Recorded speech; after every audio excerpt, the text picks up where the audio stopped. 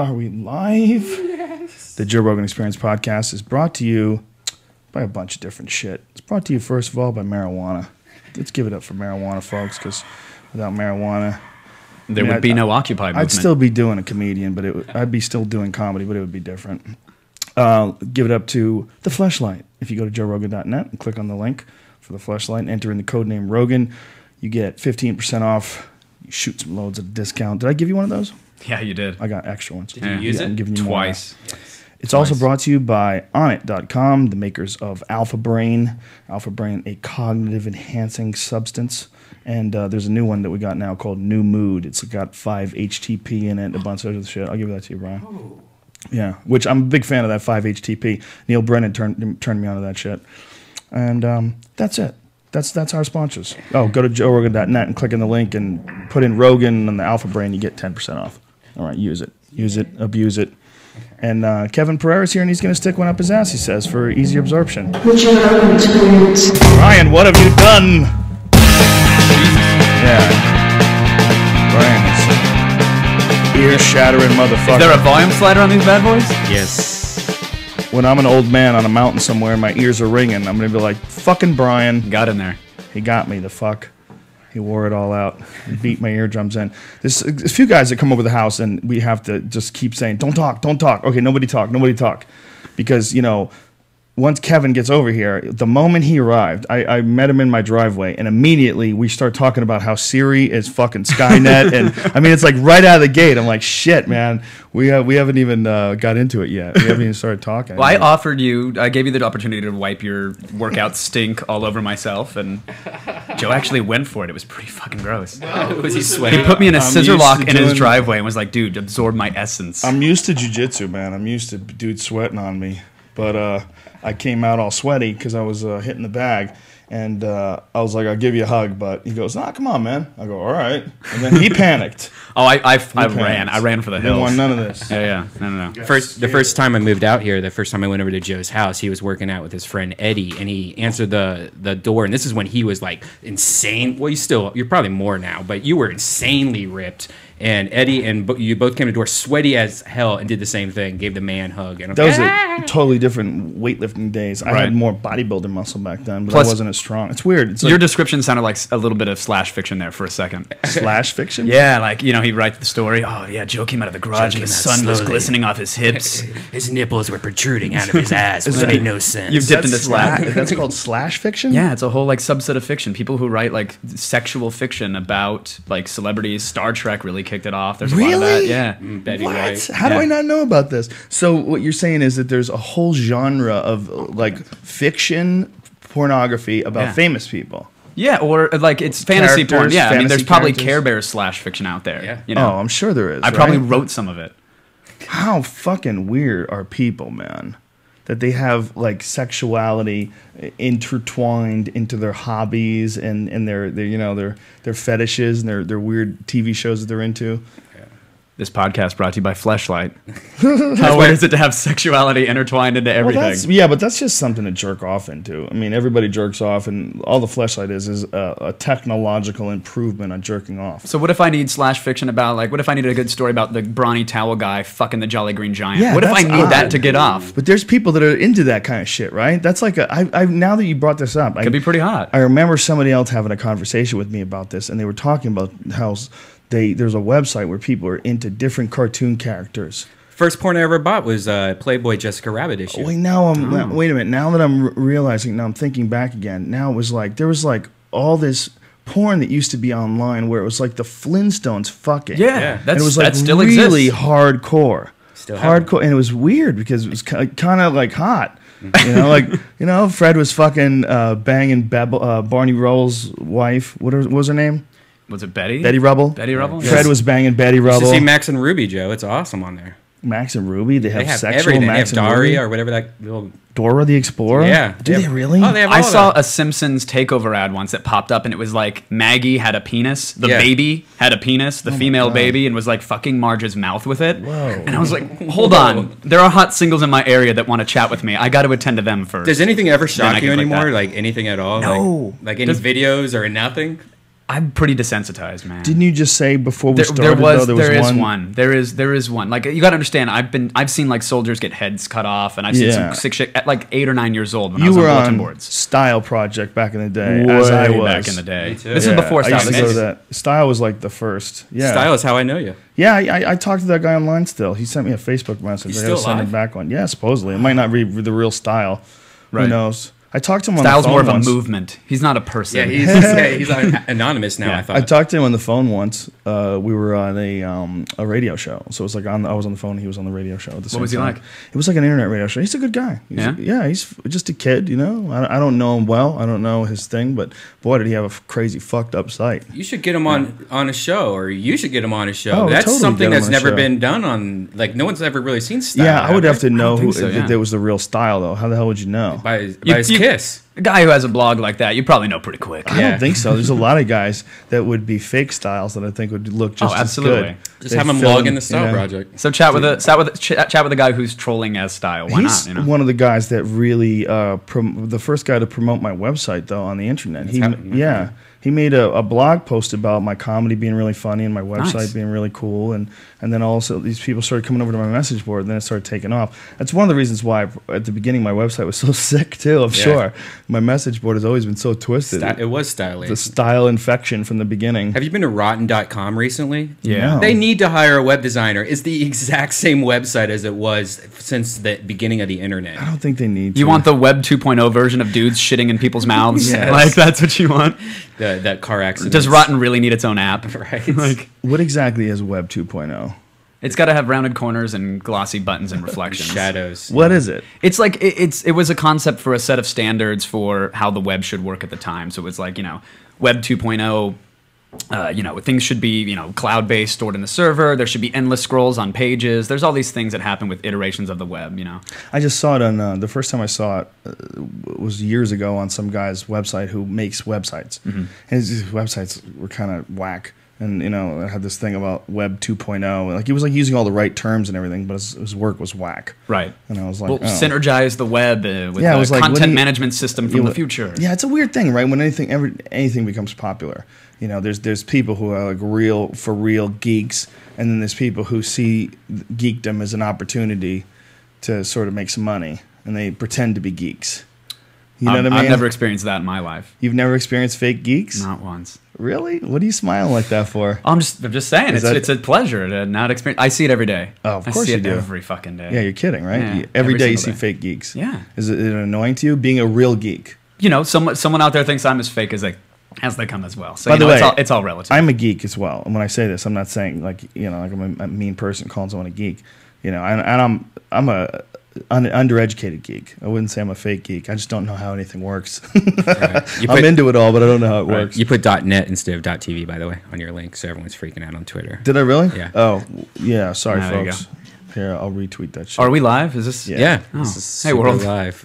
What was the video? Did you ever say what the video was that you... Do we want to get into that? It's just too gross? It's dark. It was fucking dark. I don't know. For whatever reason, it rocked me. There was a Reddit post on people that are making knockoff Ugg boots in China, and they said that there's these entire factories where they're just cutting up dogs while they're alive, just skinning dogs alive, and taking that fur and processing it up and serving it out there as an Ugg boot. And I'm like, dude, you know what? I used to click on this stuff, and I can't do that. I used to pride myself on separating. These are just pixels on a screen. These are ones and zeros. This isn't real. There's no emotion here. There's no I was so desensitized from those early days, and I was like, oh, fuck it. Let's see this video. Let's see what this world really is.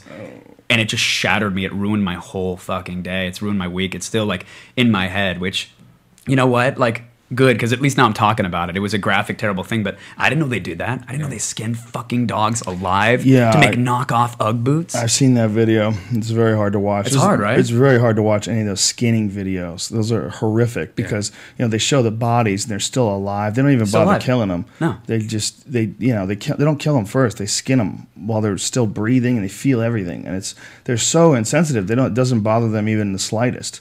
There's like levels of humanity people dip down to that's very disturbing. Mm-hmm. Like I'm sure you've seen the dolphin decks in Japan where they have dolphins laid on a deck, 50, 60 dolphins, and they just slice their throats. They pull them out of the water and they slice their throats. And it is horrific. How to else? watch. But I'm sorry, I have to play devil's advocate. How else are they supposed to do their scientific Bullets. research? Oh, I get it.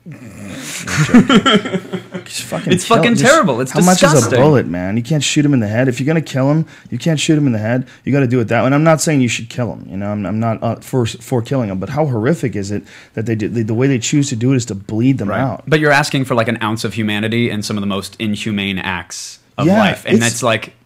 That's okay to ask for. It's okay to ask for. It's really disturbing, right? But what is it that allows some folks to go to a place? Is it necessity? I mean, what the fuck is it that allows people to not give even one shit about a dolphin or a dog that they make boots out of or anybody? Because they don't see the dolphin or the dog. They see their survival and their family's survival. Yeah, That's all they see. it's a necessity thing? Yeah. It's got to be a necessity must be, thing. right? Like, I It's- mean, if you had a choice of doing a podcast every day or slitting dolphins' throats, you would do a podcast every day. This person doesn't have that choice, or at least they don't feel That they like have they have that that choice. choice. I would imagine if they had that. If some dude's out there was like, "Oh, dude, sweet, I get to skin a fucking greyhound today. Can't wait, and I'm gonna punch some rabbits in the face before I get home." If someone's really thinking that, I don't want to wrap my head around that. Of course they are. I Do you- mean, there's people, there's dark people, no doubt about it. I know that there are people that do that, but I mean, systematically for hundreds of thousands of workers to do that, I don't want to believe that that's their attitude. I've watched videos of people beating cows when they work in the slaughterhouse and they're hitting cows with hammers and shit. Well, that just Yeah. makes them tastier. That's pure. That's pre-tenderization, Joe. I went to the City Pound today, and have you ever been to Oh, a yeah. City Pound, like I've a kill taken pound? dogs from pounds. Yeah, My dog Squeaky, remember Squeaky? She Yeah. came from a pound. I don't understand how any of these dogs ever get taken though. Like all the dogs there today, all look fucking dirty, beat up, just nasty. All of them were barking. It was like the most saddest, depressing, and thing ever. And then I watched somebody give up their dog. This girl about 24 came in with a pit, and she goes, "I need to surrender this dog." And they were like, "It's $25." And she goes, "All right." And she gives them the $25, and then she gives the leash to the woman, and the dog didn't want to leave the girl's side, and so the woman had to like pull and like drag the dog through, and the woman just seemed Yeah. unfazed by it though. And I'm just like, Which holy woman? The woman the who woman that worked was there? giving up the dog. And I'm just like, how do you, like, if I have a dog that I need to get rid of, even for whatever reason, it's never going to be that, I don't think. It's going to be find a friend first, find something first, but Yeah, the dog was probably nuts. Yeah. You know, or it was, hopefully it's that issue. And it's not that she didn't have the space for it or the time for it. Right. Because when people do that and they bring a dog to a pound, I mean, you're just asking someone else to kill the thing. You're just like, take it out of my hand. Take it out of my head. I don't want it in my head anymore. Here, Right. you put it in your head now. Now you deal with it. what's crazy. Well, some people are like that, and I think some people are just really irresponsible and inconsiderate, and they don't. yeah. You know, it's like, well, I'll get this thing for 2 minutes, and then okay, I'm done with this plaything. I was really I got my love. I was really surprised though that they didn't clean up the dogs because my friend works at the shelter, and the place they take dogs that are about to die, like to be put to sleep, and they rescue those dogs. Then they clean them up and repackage them, you know, and then refurbish them or whatever. And then these dogs, amazing looking. You walk in, you want every single dog, and these are all dogs about to die. It's like you would think this like City little Pound, presentation value. yeah, a little City Pound would hire 4 kids, you know, in high school to clean There's up no these money. dogs. There's no money. Yeah. There's no money for anything. Those poor people. Yeah. Anybody? I mean, that's a dark road. When you, especially today, when you deal with all the fucking economic hardships that are hitting people, and then you ask people to care about dogs. So Right. good luck. They had roosters there though, snakes. They Roosters? had bunnies. They had tons of bunnies and chickens and like fucking Roosters? like it was crazy. That's like the new thing. That's like the new thing to have, I think, as a rooster. Yeah. No joke. Well, also there's a lot Seriously, for there's a lot of of people. Yeah, I mean that was like a hipster thing for a minute there. you serious? Yeah, dead serious. Can you turn my microphone down? Or Yeah. my headset down? Same here, please. Yeah, All right. it's really loud, man. Yeah. I went to my old gardener who used to fight roosters, and I went to Actually, cockfight them, like Yeah, yeah, strap yeah. razor blades on their feet. And let them go at it. the whole deal. A little louder.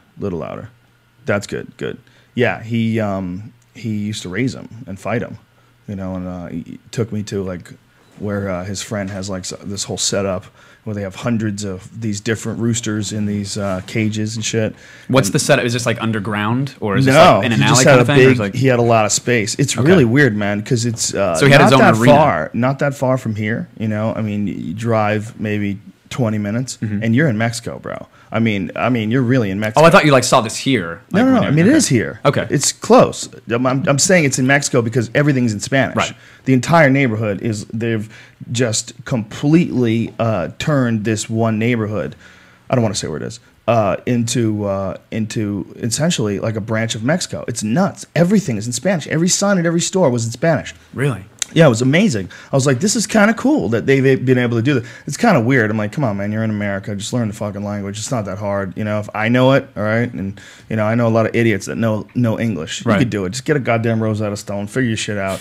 But, to them, I guess, they want to be around their people, and there's nothing wrong with that, man. This guy was cool as fuck, this gardener. But did he show you? Did you actually go watch one? No, I didn't watch the actual fight itself. But I went and watched them fuck around. I went and watched them train with each other. They train them, they have them go at each other with no spurs on, and they decide when to pull them off. And they do a bunch of shit to them to they feed them like certain food to make sure that they're strong, high protein. Crazy. And yeah, they have championship lines of roosters. You want to buy roosters and breed them with like championship bloodlines because you want like a really aggressive, badass rooster that really knows how to get after. Is there a fantasy league for cockfighting? That's funny. Because that needs to be built. That needs to be put together. Gambling, a lot of gambling. Man. That's what I mean. Farmville No. too. Bring it in. Bring it into Vegas. You got to be there. Legitimize live. it. Well, I think it's legit in a couple of states. I think it's legal in a couple of states. Is it? I thought that was illegal everywhere. Really? I would imagine something like that. Yeah, To me, it's like dog fighting. How would that? Even... No. It's not like dog fighting. Dogs are awesome. Chickens can suck my dick. All right, I never care about chickens. There's some dude at home though, like right in the middle of his roost, that feels the same way about dogs. They're cold-hearted dinosaurs. Okay, cockfighting is now illegal in all 50 states, and in Washington D.C. Hey, we the accomplished last something. state to make. Yeah, it's interesting. Wow, I think it was legal pretty recently though. It's not illegal in West Hollywood. Shut up, Brian. Trying to be gay and funny, you silly goose. He is apparently. What was the gay Jim Carrey thing that you were watching? Oh, that movie. Yeah, yeah, we he's talked talked about. about Did this. you ever watch that? No, I didn't. No, but he said the reason he watched it was that it was on, but the remote was so far away that I was just like I'm like that's your excuse for watching gay porn? Like you just wanted to watch two dudes fuck. Well, it doesn't start off like that. I'm sorry, here's the information. Louisiana was the last state, and it was 2007, so that's pretty goddamn recently. Yeah. Ban took effect in 2008. Someone's still fighting to repeal that there. You know it. Yeah, it's fascinating. Mostly man. rappers. Yeah. Well, I know that Roy Jones Jr. is a huge proponent of the cockfighting. He used to fly in private jets with roosters. He was flying, like he was the fucking middleweight champion of the world, Right. Flying around a goddamn private jet, and he would bring like 10 roosters with him in cages. Wow. Yeah, he was nuts, man. And he would fight them himself? Oh, yeah. Wow. And there's no backlash for that for him or no?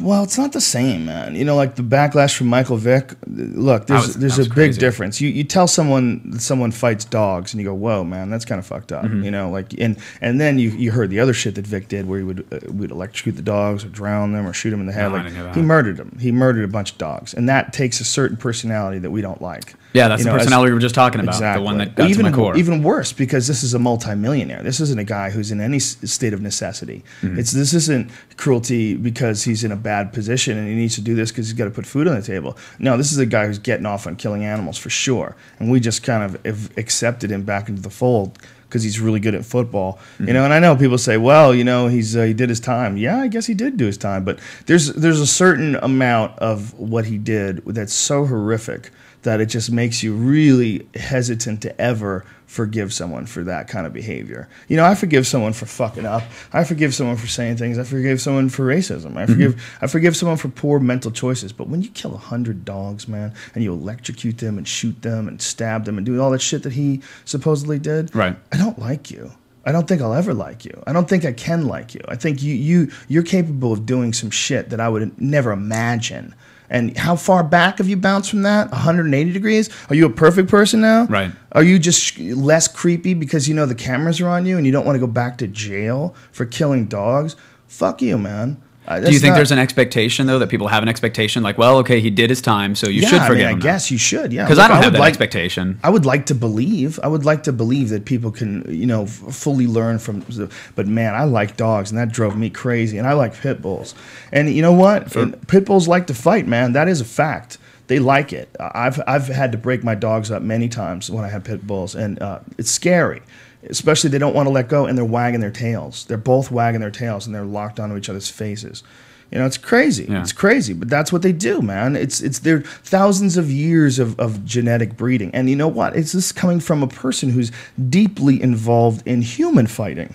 So for me, like, dog fighting is, what is it, less brutal than what I fucking watch every weekend? Right. Is it less brutal than, than Alistair Overeem kicking you in the fucking head with his shin? I think a dog biting you might be a little less brutal than that. It might be less brutal than having Cain Velasquez punch a fucking hole through your face like he did to Brock Lesnar. I mean, shit. Yeah, but those guys are in there because they want to be there. They're making the conscious decision to be there. Guess what? The dogs want to do it too. They want to bite through the fucking Some do. fence. Yeah, but they're also killing each other, and there's no referee. The really scary thing. No one to stop it. Well, yes, they are. They that's not stop true. till you die. No, that's not true. That's not true. The dogs, they break the dogs, and then they bring them back together again. And if the dog shies away, they stop it. That's incorrect. But where is the electrocution and the drowning that you brought up? That's all dogs that are not game. This is the idea is you never breed a dog that is human aggressive. You never breed a dog that quits. You never breed a dog that is scared of another dog, a dog that backs away. Mm-hmm. The thing what they've done with pit bulls is they've taken this animal and they've engineered it into a super fighter. And there's no other dog that comes close to a pit bull when it comes to dog fighting. There's no other dog. And this isn't, I'm not bragging about this. This isn't like fanboy talk. This is just what they've done. They've taken this animal, they've made it something very unusual. What they've done is they made an animal that's absolutely unafraid to die, absolutely unafraid of pain, absolutely unafraid of conflict and impact. They go right after other dogs. There's no hesitation. A lot of dogs, they growl. They try to figure out who's going to be the boss, and they'll piss on the fence. They might even be able to avoid a fight altogether. There's no avoiding a fight with pit bull. None. Zero. If it's a pit bull and he's out of his cage and he's a male and he has his balls, and there's another dog that's a male and has his balls, and that dog does anything even remotely resembling something that challenges the pit bull's dominance, there's a fight. He's been bred for that. Yeah, unless you're just a bad motherfucker, Cesar Millan guy, and you've done a really good job of breeding your dog, or you've got a particular docile version of the breed where many generations of breeders have bred the gameness out of pits. When I'm talking about game pit bulls, most people, what you see when you see a pit bull, you see this like 90-pound, muscular, big-headed. That's not a game pit bull. A game pit bull is about 35 pounds. They're very small, and they look like almost like a beagle, man. I mean, I don't want to, not really, but they don't look like the dogs that we are used to seeing. They look like these little sinewy, little like springy, athletic dogs. Right. The idea was you had to get a small dog because you had to be able to physically separate them when they're going at it. If you got two 90-pound pit bulls going at it, first of all, they don't last. They gas out really quick, just like heavyweight fighters. And they gas out really quick, and they you can't separate them. They're too fucking strong. It's too dangerous, too. Two 35-pounders, you just get right in there and pick them up. 25-pounder, 28-pounder. So, yeah, they have weight classes, and they put dogs on treadmills. So I get that they treat it like a sport. I get that they treat it like anybody else would treat something professional. But does that make it okay to be breeding the dogs for that? No, it certainly doesn't. I mean, I don't support it in any way. No, and I wasn't implying that you do, but I mean, like, that's... I'm a hypocrite, though, because like I said, you just said it's less violent than UFC. No, it's not really. I mean, the dogs get fucking bit by pit bulls. But I'm kind of kidding, and I'm kind of exaggerating, but I did say it. But what I meant was, I mean, I am around voluntary human violence amongst the most intelligent species on the planet on a regular basis, and for sure, I know those guys enjoy it. And I think the dogs enjoy it, too. I don't think they should do it. I hated watching dogs fight. And when I'd come home and dogs would get angry, and sometimes it would be a fight over attention.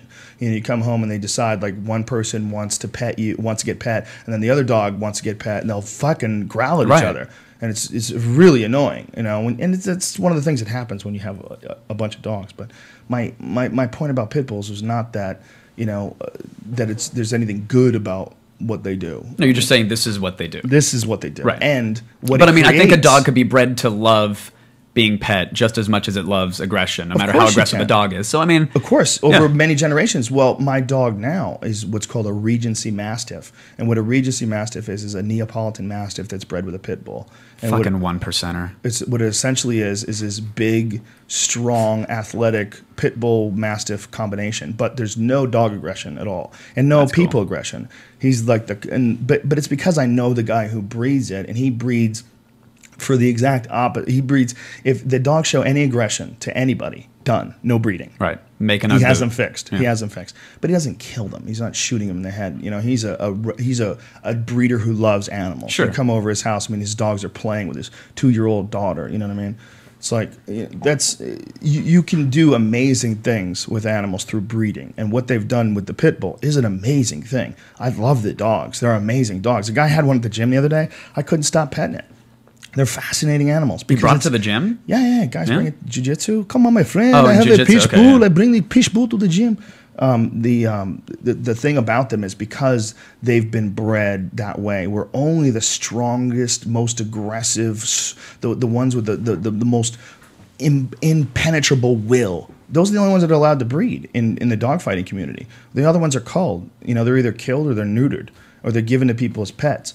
But when you have that, what you get is this incredibly like energetic, intelligent animal. Mm-hmm. You get this survivor. You get this like cream of the crop genetic specimen of a dog. They're just fucking amazing. I feel the same way about Yorkie poos. Fucking, you get the adorableness of the Yorkshire. You get the intelligence of the poodle. There you go. I mean, who doesn't want that on a calendar or in their living room? You ever have a Shih pit bull? Tzus, baby. Once you have a pit bull, it's very hard to take other dogs seriously. Really? Yeah, German Shepherds are pretty easy to take seriously. They're pretty good. My buddy's cousin trains German Shepherds. Very smart dogs. And he trains them for like celebrities. And I guess he taught Jay-Z's dog Diamonds. Really? If he tells a German dope. Shepherd Diamonds. Oh, the dog that's does hilarious. that. Yeah. That's I hope it awesome. isn't out Jay-Z, but I think that's so awesome. Oh, that's hilarious. Yeah, isn't that the coolest thing ever? Yeah, German Shepherds are super, super smart. You can't just leave a German Shepherd in the yard. They'll find a way out, man. They don't like it. They'll if they have to, they'll stay in the yard, but they get bored really quick. They're task-oriented animals. They're SWAT team members. Yeah. Like they are treated like SWAT team Belgian members. Malinois, the smaller versions, look just like German Shepherds, but they're smaller. Same thing. Those dogs are super smart. Both German Shepherds at the pound today, both just standing at attention, not barking or anything. And that I have accepted my fate. Yeah. Dude, they're great dogs. Yeah. German Shepherds are great dogs. I had a German Shepherd. My grandfather had one when I was growing up. What a great dog it was. It was literally a dog would like go check on things, like watch over the kids. Like kids would be playing, like my cousins would be playing, and the dog would just stand there and watch over them and make sure everybody's okay.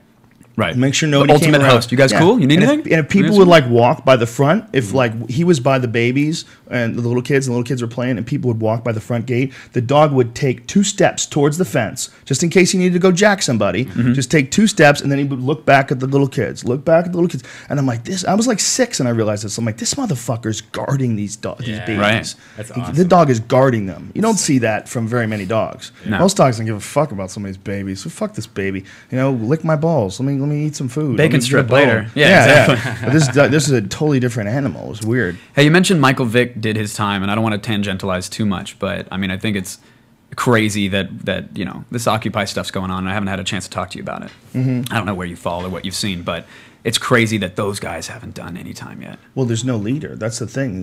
They're trying to find someone to put away where they can stop the movement. The scariest thing about Occupy Wall Street for them is that there's no one person with a megaphone. Right. It's the only reason they're lasting so long. I mean, it could be. It's getting bigger too. It's bigger and bigger every day. This is the beginning of something huge. Right. This is not just what it looked like. What it looked like was like one of them fucking Glenn Beck rallies that just got real long, lasted a while. Everybody's pissed. Yeah, I get it. You're pissed. I'm pissed too. But then after a couple of weeks, it's like, this is not the same. This is a different feeling. Yeah. This has an overthrow the government feel to it. Yeah. I mean, I saw people out there for the first time with like giant signs that said audit the Fed. And I was like, I didn't see you guys out here for any other rally. And maybe that's just because my eyes weren't open enough, but I went, okay, if this is how it's going to go down, let's get it going. Well, I've had some discussions about this on my message board, and there's some real good points that a lot of these guys brought up that I agree with. And one of them is that there's not a lot of cohesive message to this thing. Right. It's like there's so many different people with so many different But wants. that's going to happen with any movement. Sure, absolutely. Especially a Unfortunately. movement with no leader. Right. You know, that they go there and they're like, stop the drone killings, you know, Right. and there's PETA people there, and there's fucking solar people there, and hemp people there, and there's Right. legalized marijuana people there, and everyone's got their own signs, and it's not just Occupy Wall Street. It's everything that sucks. And I don't A guy think had a this- sign that said "shit's fucked up" and it's bullshit. And I was like, awesome. "Abso-fucking-lutely, dude. That's Shit's awesome. fucked up." So that's reason enough to get out there. And right now, the major concern is watching special interest groups, agent provocateurs, Yeah. watch them try to roll into the fray and do their YouTube videos to fight back and their CNN coverage to picture the protest in a certain direction. It's so fascinating to watch the way the steps were outlined for it. Here's what happened to the Tea Party. Here's how every other movement has been marginalized. Excuse me, coffee, bad. Marginalized every other movement for years. And to watch those steps playing out right now with Occupy Wall Street and seeing if it's going to thrive or if it's going to crumble in on itself. Do you think that someone Brilliant. marginalized the Tea Party, or do you think they just did it to themselves? The people who truly, and this is from Reddit articles and from what I can cobble Right. together on Wikipedia, but the people who were at the true heart of the original Tea Party were anti-Federal Reserve. Right. They were anti-big banks. They were anti-corporations. And a lot of people say, well, they're Ron Paul supporters. So they got lumped in as, okay, you're Ron Paul, so you're Republican. And they're like, wait, but we're not necessarily Republican. I mean, we do believe in some of Ron Paul's ideas. And nope, you're Republican. Now we're going to get some crazies out there with some hats that have tea bags dangling from them and send out flyers. Well, you really think that someone sent those people out there? You don't think that there was a lot of people that just joined in? No, there certainly were. But So you think that it was orchestrated? I think aspects of it were orchestrated. I think Really? I think there's documented proof of people doing that. I mean, they already have agent provocateurs. Of course. That Citibank thing where those guys got arrested, the 40 people that were in a Citibank trying to close their bank accounts. Mm-hmm. Now, they were being assholes. They were being dicks. They had their cardboard signs inside a Citibank. They were disrupting and they're business. shouting. They were being disruptive. Yeah, they weren't just canceling their bank accounts. The guy who was the loudest there, one of the guys who was the loudest from videos that I've seen, was an undercover cop. So he was right in there. Yeah, it's out there. What? So Wow. one of the ladies who went in there, she did protest. She did say her speech, but then she politely, after they told her to quiet down, and this is, again, I can only cobble together so many stories, but this is what I've observed over a few articles. She quietly calmed down. She closed her bank account. She was outside.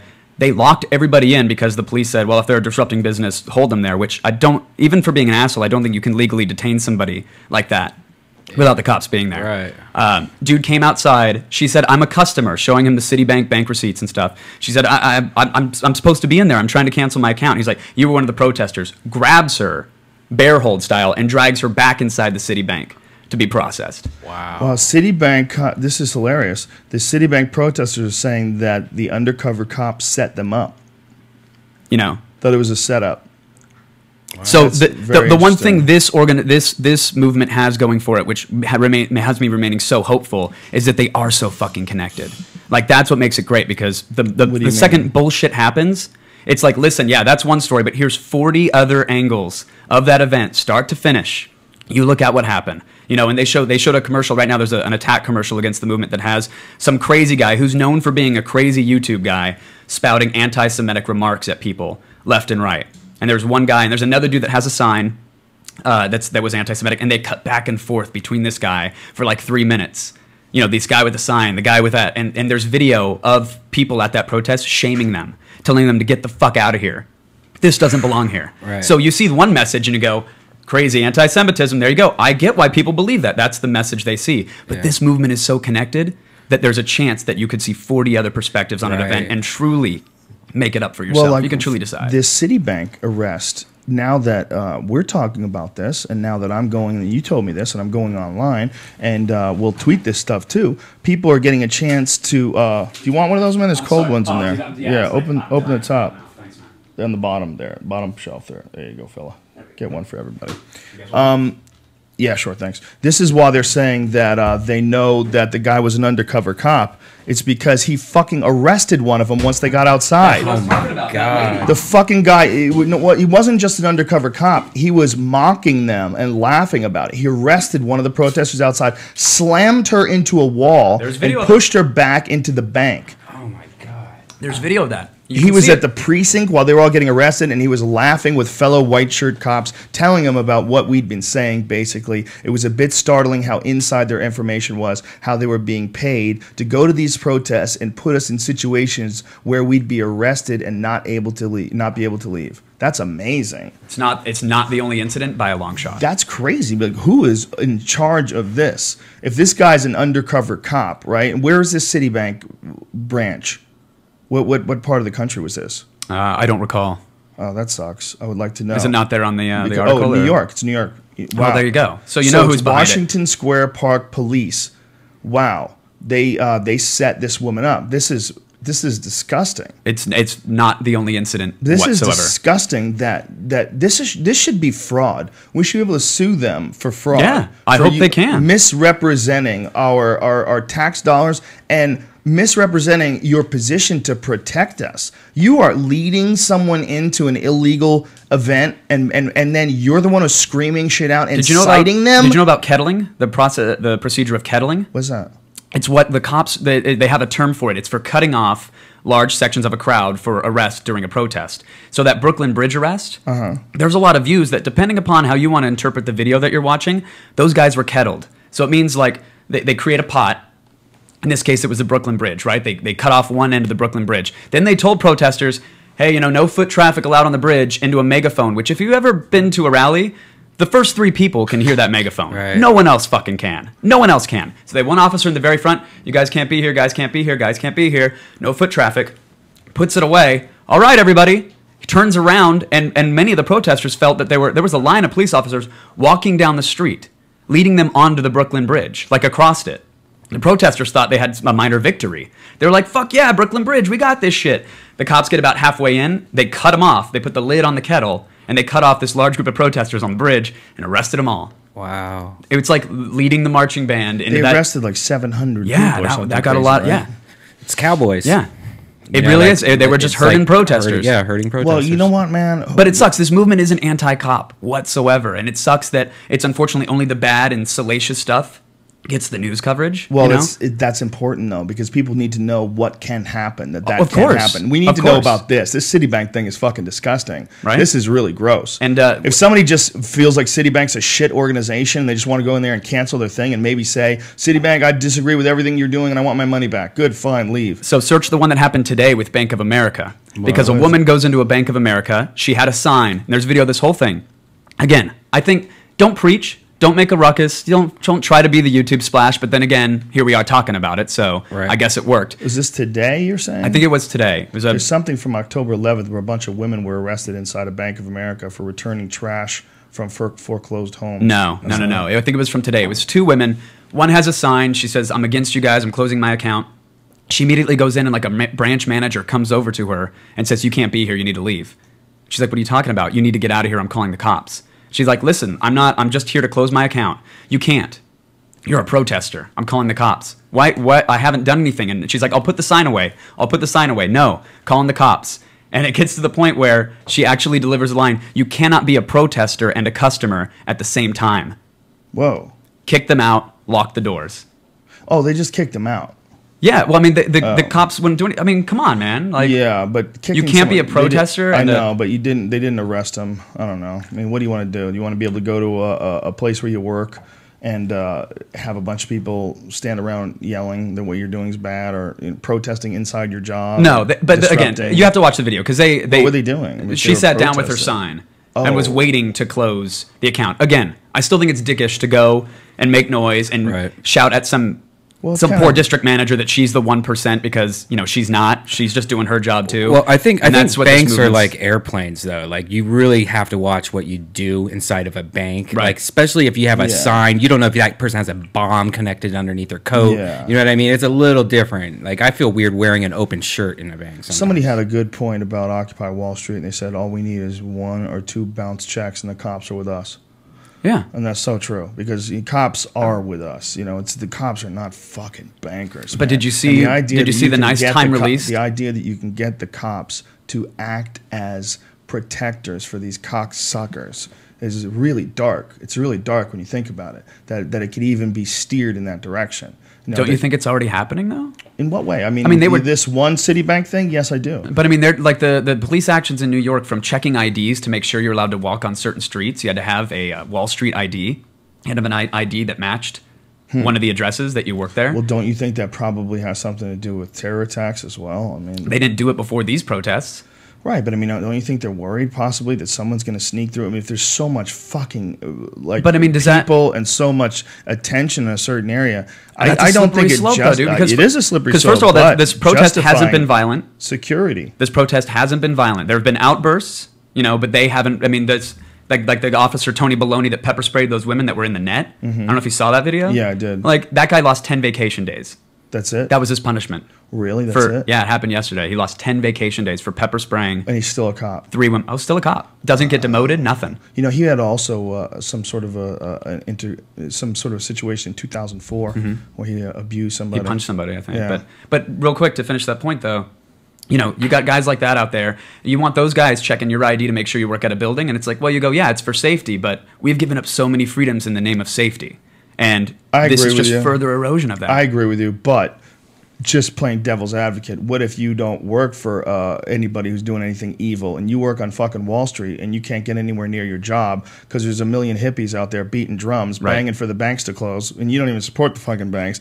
Be like, I hear you, but I got to get over there because that's where I work. And they're like, you fucking 1%er, you fucking piece of shit suppressing the people. And meanwhile, just a person who works there. I don't know. I mean, I don't know. Are there legit businesses? I hope that's not the attitude of the protesters. I hope that and that's why I was troubled to see that woman call the branch manager like, "Oh, you're the 1%." I'm like, again, this is just a motherfucker trying to do their job. Yeah. I marched in the LA rally that they had. I was like, let's see this thing. If I'm going to put my weight behind this at all, or I try not to get too political at times, and I was like, if I'm going to be outspoken about this shit, I need to go down there. I need to see what it's like. Right. And I'm shocked at how many people have framed complex opinions about it and yet haven't gone down to actually see one. And when I was there, the cross-section of society that I ran into, I feared didn't exist anymore.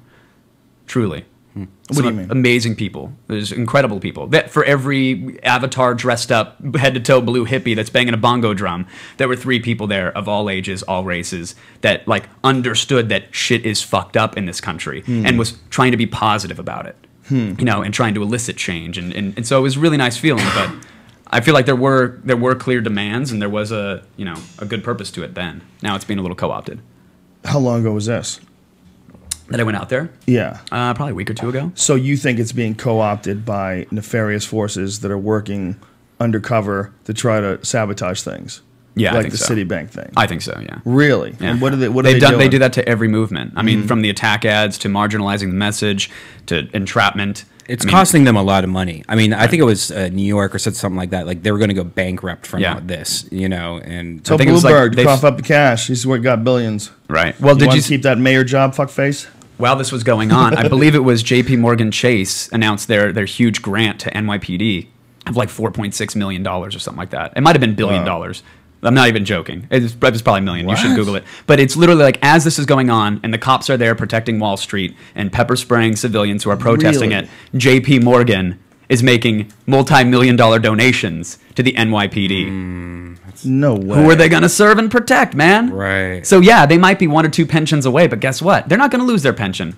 Politicians don't fuck with the cops because they know they need them there to protect them and protect the bankers. That is dark. That's why it was inspiring to watch that Marine. Dark. There was a fucking Marine colonel that was on the street, and you want to talk about pit bulls, Joe? Yeah, I saw that guy. That motherfucker was inspiring, and people were like, he only said 3 words. I'm like, it took him 3 words. Like, it was like, there's no honor in this, which is several more words than that. But it took only that from that dude wearing that uniform with that intensity to shut those cops down. Those cops couldn't say shit. They couldn't say kept shit. Pointing to his medals and shit. What are you guys doing? You're on horses trampling fucking innocent protesters. Yeah, you're supposed to protect these people. Yeah, this isn't a war zone. These people don't have guns. Yeah, why are you hurting these people? There's no honor in this. It's very That's all it took from that fucking guy. J.P. Morgan Chase donates $4.6 million to NYPD during the protests. During the protests. That's so beautiful. That's amazing. It's amazing. It's fucking transparent as sin. It's gross. This is something that would have happened a long time ago, and we would have never heard about it. But look at the site that announcement is on. That's on their official website. It's not like they tried to hide this. It's not like somebody had to go digging up some file to find some back alley deal. Yeah. They were like, hey, world, we just donated $4.6 million to the NYPD. That's how good we are as people. Wow. Yeah, how gross. And then the cops are acting as if that $4.6 million is worth more than whatever these fucking regular people pay out of their paychecks every goddamn week. And a percentage of that, for sure, has to go to public service. They're the people that are in your community, man. The people that are fed up. And you are just going to bend over and take it up the coolie for 4.6 from some fucking bankers. Yeah. That's amazing. For an Adam Sandler movie.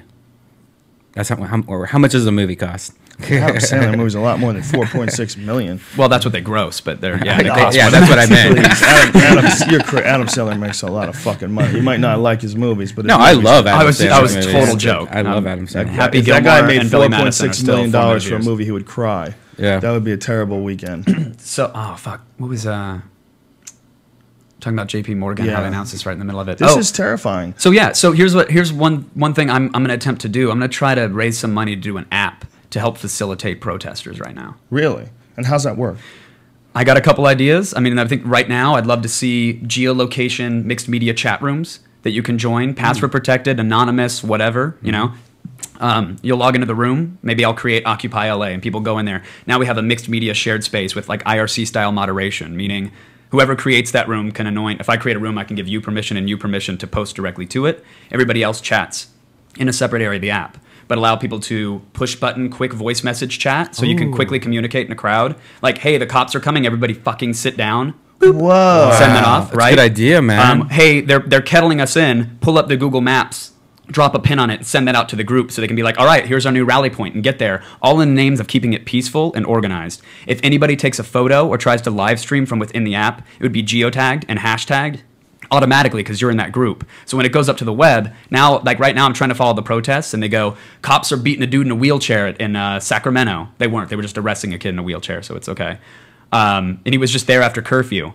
I had to track down 4 Twitter accounts to find where that was happening, click on the protest, go to the live stream. One live stream went down. I'm like, it's inefficient. Wow. If everybody organized through one channel, all their media, you could pull up a map in real time of all the shit that's going down in the world, click on a bubble and view it back like a timeline. Wow. And see when the room started, what people were saying, what keywords were popping, what media was happening, where the videos were. You could piece up angles based off timestamps. And the idea is you would have the most honest slice of an event in history that's going on. I think it would be amazing, and it would help people on the ground really organize and be safe, safer. That's a great idea, dude. Throw that on Kickstarter quick. So I want to do it on Kickstarter. If someone hasn't stolen the idea already, I want to do it. I've already spec'd it out. I priced it out. What are you going to call it? We Gather. How about fuck the police? Yeah, They're coming down from the underground. No, because it'll never get funding as I think I had it like I Riot. Fudge the police. I Riot. Yeah. Ooh, I like that. I Riot. I had a bunch of like angry, aggressive names, but the way to really sell it is to say, well, not only can this be used to help facilitate marches, but if a group of 10 is going to Disneyland, they can all create a group amongst their friends and share their media that way. Yeah, that's how you should market it entirely. Right. So what are you going to call that's it? How I Gather? We Gather. We Gather. Like it's like a social app. And I like it. Someone just took the .com and the logo and everything else. So You good didn't luck register with it, that guys. shit yet? Nah. How dare you? I just wanted to I want the idea out there. I was going to sell I was not going to sell folks, the app. don't steal it. No, I mean, I hope if someone can help me steal this make idea. that, please. Why don't you register it tonight?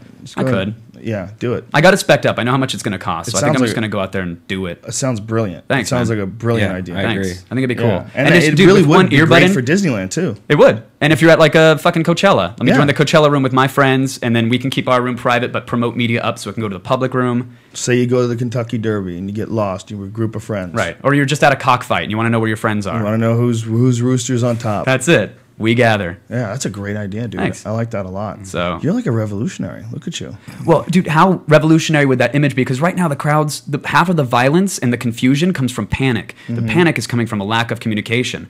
When you see those people chanting back what people Right. are saying in a park, people Right. think they're crazy and it's like a cult. It's like, actually, no, they don't allow amplification devices. Right. So people were just like, we'll loudly repeat everything else that's happening. Right. But you get enough people running a We Gather style app, pop in one earbud, you can still hear what's going on around you.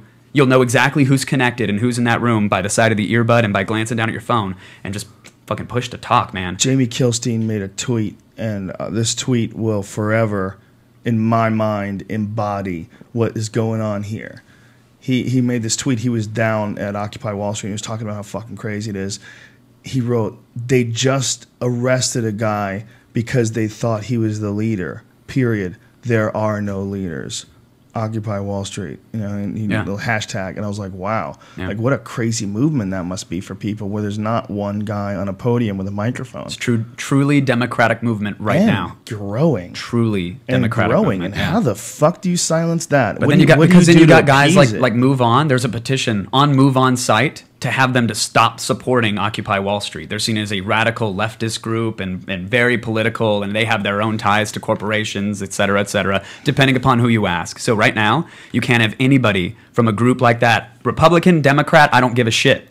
You cannot have groups with strong political ties funding your movement and gathering interest for your movement. You can't do that because that will be used as fodder to shut it down immediately. Well, this is the beautiful Did you see thing that we are about the this all. 53%? There is no political party here. There's no political party involved in any of this. There's Republicans out there, libertarians out there. I think a lot of Republicans don't think there are Republicans out there. That's a message that I run into a lot. A lot of Republicans are so goddamn brainwashed, don't even know what a Republican is. A lot of Republicans. Some Democrats I tell are too, people that I would register to be a Republican if I really thought that Ron Paul had a chance or that Gary Johnson had a chance. What a real Republican is supposed to be about is supposed to be about small business and staying the fuck out of people's personal lives. It's Ron Paul. Yeah, a real Republican, by the way, wouldn't give a shit if you got married if you were gay. A real Republican wouldn't give a shit about what religion you want to practice. Right, your business, as long as the government doesn't tell me if it's okay, your business. A constitutional Republican would polar opposite of that right now. Would never be wanting to intersect religion in with politics. What's gone on in this country is people, like always, lump themselves into fucking teams, whether it's Windows versus Mac, or which is why we can't, which is why they can't allow a certain group that represents a certain team or a certain color or fucking animal glom onto their message, and they're gonna have to communicate better to do that. This is the big question about this Occupy Wall Street thing, is that it's already gotten way past a boiling point, and it's gotten to a point where if the economy doesn't improve and these people don't have to go back to work, well, what the fuck is going to stop them from escalating? Right. What the fuck is going to stop this from getting bigger and bigger? I love when people go, "Give me a job, get a job, you hippie, get a fucking job." It's like, what create jobs? one for me. What are you talking about? Create one for me, and I'll take it. That's why I'm out here, asshole. Everybody that says get a job today is an asshole. Yeah. What? Get a job today. It's going to be interesting to see what happens come winter. It's 10% unemployment, and that's just for people who are fucking registering for unemployment. The people that aren't even know. That's why those numbers are screwy, man. When they say the country's 9% or 10% or what it is, that's just people that are like registering for unemployment. Right. How many people are not eligible for unemployment and they're still unemployed? Right. How many people have used up their unemployment and they're still unemployed? Well, it's because they're playing World of Warcraft. It's because they have no drive. It's because they're alcoholics. It's because let's paint whatever negative picture we can on the fact that some people get down on their luck sometimes. That's what Herman Cain thinks, right? Yeah. Oh, Herman Cain is it's your bad. Is your ass bleeding? It's not because I raped you. It's because you didn't resist it hard enough. He's wrong, but isn't he right too? Isn't he he's absolutely wrong, and there's certainly people in certain situations, and there's for sure people get a shit roll of the dice, man. I've seen it, we've all seen it. And some people are just fucking lazy and want to suck off the teat, and a lot of individual greed led to the situations that we have right now. It's so multifaceted. Right, he's right and he's wrong. Right, exactly. What I was going to say is that his point is, it's very simple and generalized, but the reality is many a person has gone from intense poverty to immense wealth, and they've done it by bulldog determination. Yeah, but they did it when the game wasn't rigged. Oh, and I don't know about that. I think people are doing that right now, even while the game is rigged. So much harder, though. Oh, it is, most certainly. But, so much harder. Well, what do you think has changed as far as the game being rigged? I mean, what is interest rates are much higher for credit cards, and it's harder to get a loan for businesses or to buy a house. And the jobs that you can get. But how else is it rigged? I think the jobs that you can get right now. I mean, the dollar is being so manipulated. I think. Okay, first of all, to get something big going, you want to get Bill Gates money. You want to get that kind of money. You want to be a baller. You got to make your own shit.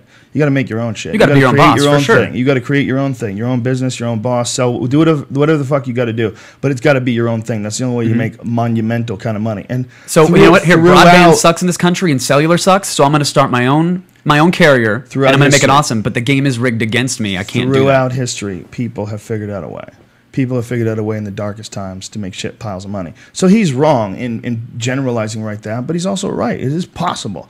It's just most people aren't willing to do the work to create the possible. You have to become like a madman to become super uber successful in the middle of a fucking down economy. But you can do it. But there is no middle class anymore. That's yes. Right. I think it does take that drive. It does take. I think you said like Steve Jobs ran himself at 11,000 RPM every day and just burnt himself out. It does take that to be at his level. But these aren't people in Times Square. I'm getting back to the movie. I don't think these are people that want to be Steve Jobs necessarily. You know, like they just want jobs. They'll take a job. Right, they want a modest house in a modest neighborhood. Well, you used to be able to get that for working hard. That's possible anymore. I mean, for some people, I don't think it is. Like if you're born in impossible. Is that possible that something could be impossible? I don't think anything's impossible. Absolutely not. But should we hang our hats on no, but if there's 85%, let's say the unemployment, the legit unemployment number is 15%. It's probably worse than that. But let's say it's 15% nationwide. Mm-hmm. That still means 85% of the people are working. And if 85% of the people are working, why can't you work? Is there a way to get through? You know what I'm saying? You know, I mean, I'm not saying you can't really say there is no middle class. For sure, the situation is fucked up. For sure, we're in a terrible financial situation where we realize that we've been scammed all these years and essentially defrauded and lied to. And we have a Congress that's bought and paid for. It's pretty obvious. Absolutely. No one's prosecuting any of these fucks. Yet they're going after pot dispensaries. I mean, what's going on is shameful. In 2011, with the internet, with the access to information that we have, that the government conducts its business this way is absolutely, completely shameful. Right. But some people are still doing okay. Some people are still getting through. I'm one of those people. I'm doing all right. Yeah. I made some opportunities for myself. I've been working my ass off since I was 12 years old. I mean, I think it's possible, but I'm not saying there isn't a middle class. There clearly still is, but it is shrinking exponentially. Yeah. B of A just offloaded a bunch of fucking bad assets to a branch of their arm that's FDIC insured here in the States that were European assets. They did this thing that's not supposed to be legal, swiped over a bunch of stuff. So if the euro fails, if there's a financial crisis there, the American taxpayers could end up bailing out the European banks by transferring their assets. I mean, again, I'm doing all right now. Fuck Bank of America too. But like, who's that one guy that just donated a shitload of money to Bank of America? Like some singer or something like that just donated a shitload of money to Bank of America. Donated to Bank of America? Not a singer. There's some celebrity guy. Here, I'll find out. Yeah, find out. I've never heard of anybody donating money to a bank. That's crazy. With all the connectivity that we have in this day and age, just as you're saying, it's crazy that the government is run the way it is, right? Yeah. When I go to pay taxes, that's what this protest is all about. Yeah, I think so. People are awake. But so, this is a pipe dream.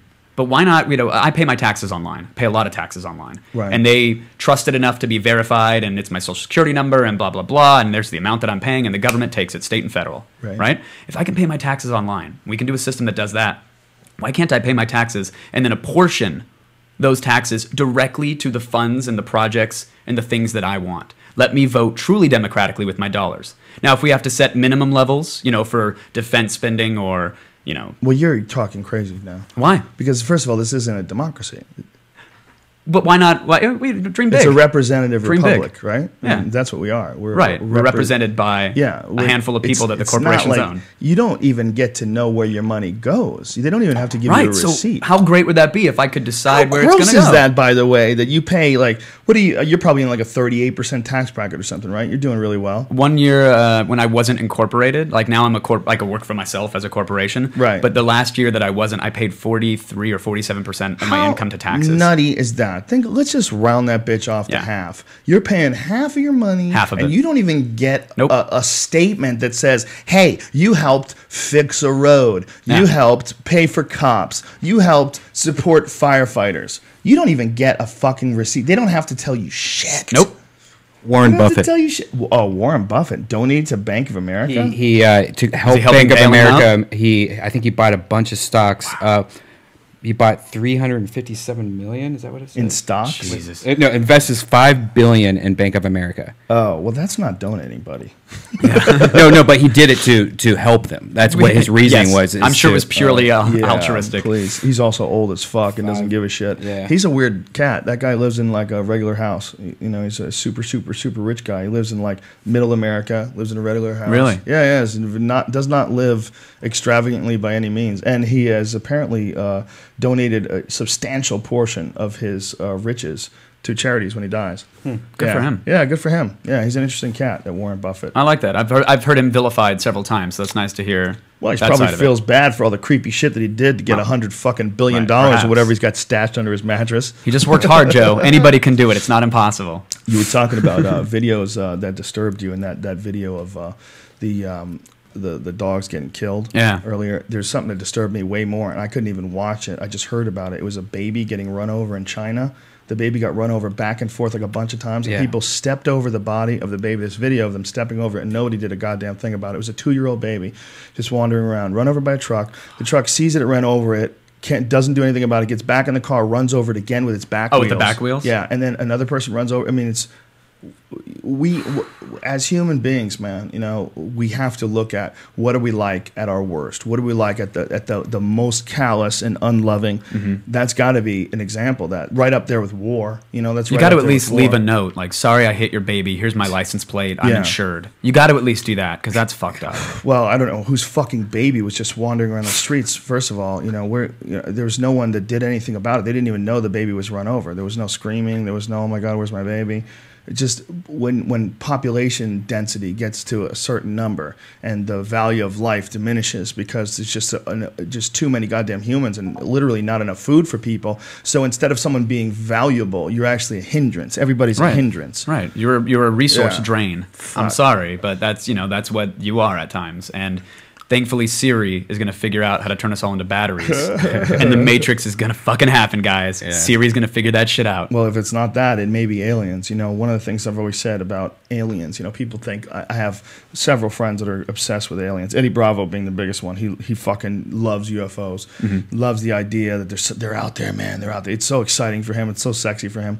Me, I'm not so convinced. I look around at all the goddamn video footage that people have on their cell phones, and then I see the video footage of UFOs, and I'm like, this is horseshit. These are fake. They just smell to me. They all stink. Nothing seems real. There's not a single fucking video of anyone, spotting a little gray man running around their backyard. And that doesn't mean it's not real. It doesn't mean that if they were here, they couldn't avoid detection, but I don't believe it. And my other take on it is that if they did exist, we probably wouldn't want them here.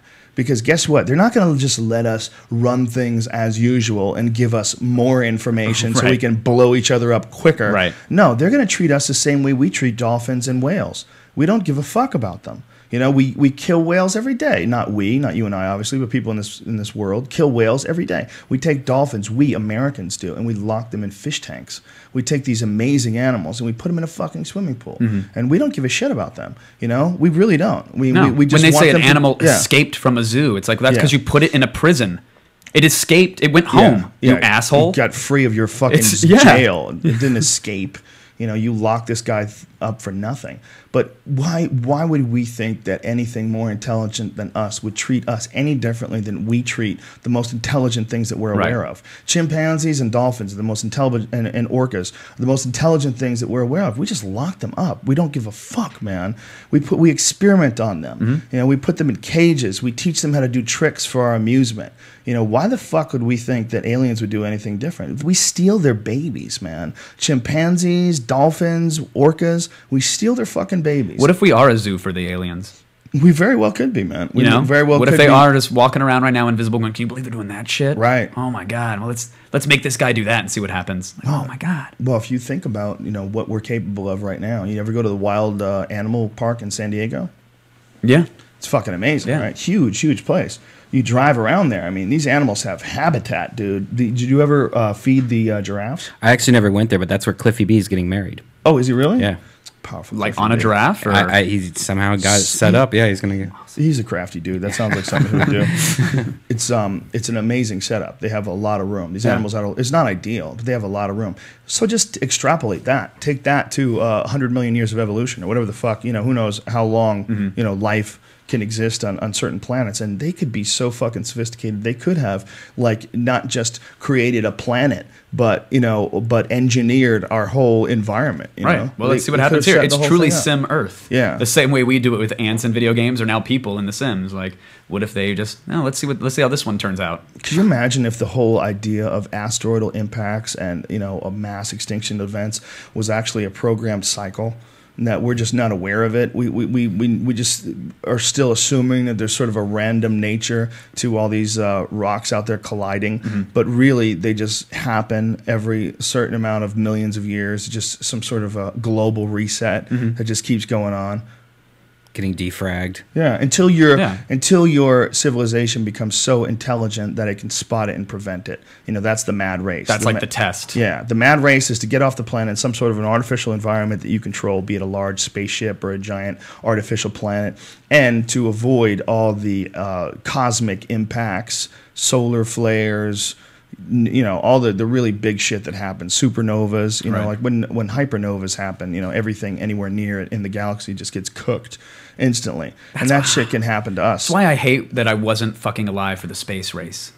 I'm in serious. The 60s, really? Yeah. I mean, the notion of it, and it might be like a nostalgia that I've absorbed. Not as much. It's more about who can fire lasers from satellites now. It's not about, like, let's explore. And I know that was the bill of goods that we were sold. I'm sure it had a lot to do with defense testing and everything else, but if all the money that we did, and I know this is just me wishing we could vote with our tax dollars again, but like if a fraction of the money we spent blowing shit up in some other fucking country was spent to just solving something like a problem for humanity here. Oh, no doubt. We could be leaders again, and we could be, positively revered, and we could fucking help the world. Yeah, well, not even just that. I mean, just I'm going to sing that in a booth curiosity with a group of people.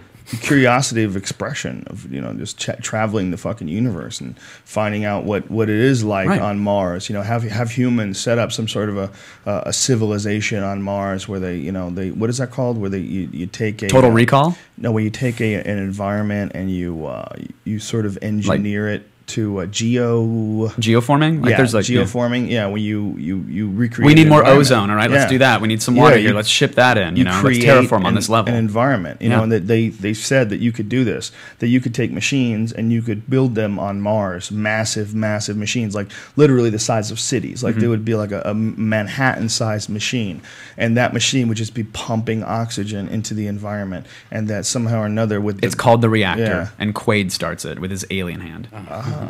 Did you not see Total Recall? I did see that. Is that what it was in Total Recall? Start the reactor. And he pushes the reactor and the rods go in and the fucking oxygen on the planet. Oh, that's right. And it stops Arnold's head from freaking out when he's on the side of the mountain. That's right. Isn't it amazing? His eyes are bugging out. Yeah. That some stupid movie is actually based on real scientific ideas. The three boob thing. I would the three boob thing. I could get behind that. A lot of nipples. You can get an implant in the third one. No one's ever done it. When girls have 3 nipples. I've never heard of a girl really having 3 nipples. Oh, you've never seen one? Yeah, I know a couple people. I know guys and girls that have 3 nipples. Really? Yeah. Are they like next to each other? It's creepy because it's just like the nipple part. It's not the areola. Oh, wow. So it's just like this weird nipple. I guess out of all freak show genetic mishaps you can have, that ain't that bad. To have an extra nipple? I got an extra nipple. Who's going to complain? Yeah. Extra testicle wouldn't be that bad either. Yeah, that'd be maybe. What if your loads are just overwhelming? Like some guys want that.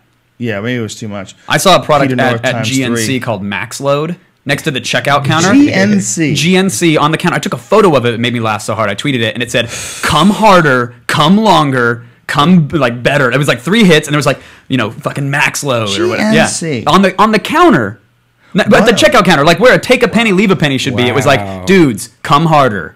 That was on the counter at the GNC. That's amazing. What a crazy world we live in now. And it fucking did not work. That is internet did not porn. work. Didn't work at all? I fucking came pixie dust for like a week. Oh, that's poor little girl. It was just glitter and wishes. Did it taste different?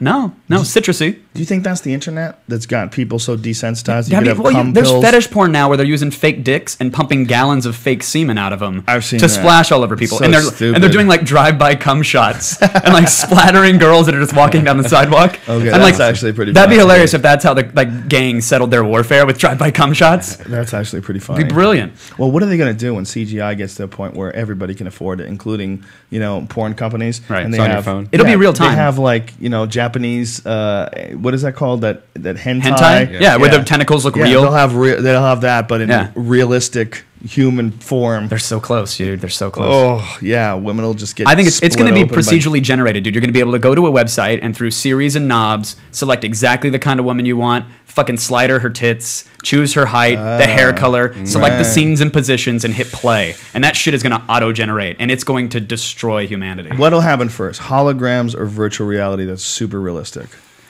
Well, it depends on your definition of super realistic. For me, like virtual reality isn't true virtual reality unless the shit is being into my brain, unless it beamed into it or electrified into it. I don't care if it's through a helmet or a glove.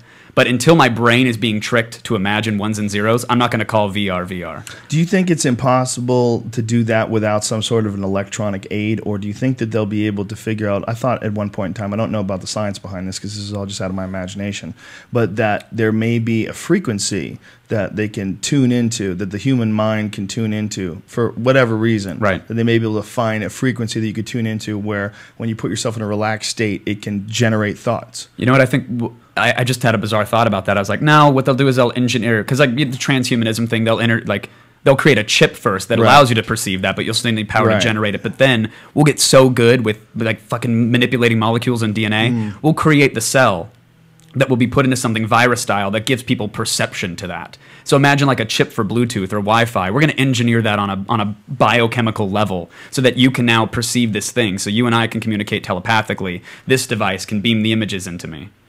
Wow. Why not, right? Why not, like right? a flu shot. Yeah. But a viral fucking, or Bluetooth chip. But Bluetooth kind of sucks. If so they're Bluetooth 7.0, if they're talking about genetic engineering and they're always talking about the possibility of nanobots to go in and cure cancer, right? What about the idea of artificial cells? I mean, what was it that they just discovered recently? They created something that reproduced itself in a lab for the first time. Yeah. What was it? I saw something like that. I forget what it was. It was some structure, some small structure, an atom or whatever it was that reproduced itself. What if they can create artificial cells? They inject this artificial cell into you, and slowly but surely, over the course of however long it takes to regenerate inside all of your tissue, you become like a superhuman. Mm-hmm. I absolutely see that happening. That's and not I think outside the realm of possibility at all. No. And what concerns me is the potential. We think we're having class warfare now. Oh my God. Imagine the have and have-nots in that day and age. Oh my God. When it's like, it's pure Gattaca shit of like, well, hey, I was born with it because I got upgraded. Right. And, I can perceive this shit that you can't and manipulate you with my mind. So, sorry, you're just a thing. We're going to enslave ourselves before the aliens do. Wow. I don't see any escape from the technological singularity. Do you? Do you see any? I mean, I don't see any escape from artificial intelligence. I worry that stunted minds will not allow us to evolve to that point. I don't think they to have get a to chance. that point. I don't think those stunted minds have a fucking chance. I think it'll be on them before they even know what hit them. I think no one is stopping the onset of artificial intelligence. No one is putting the brakes to it. Everybody's worrying about weapons. Everybody's worrying about these threats from terrorists and all these different things. What about a sentient, super intelligent computer that can do things? I think we're so on the path to that. We're absolutely on the path to it, but we don't know.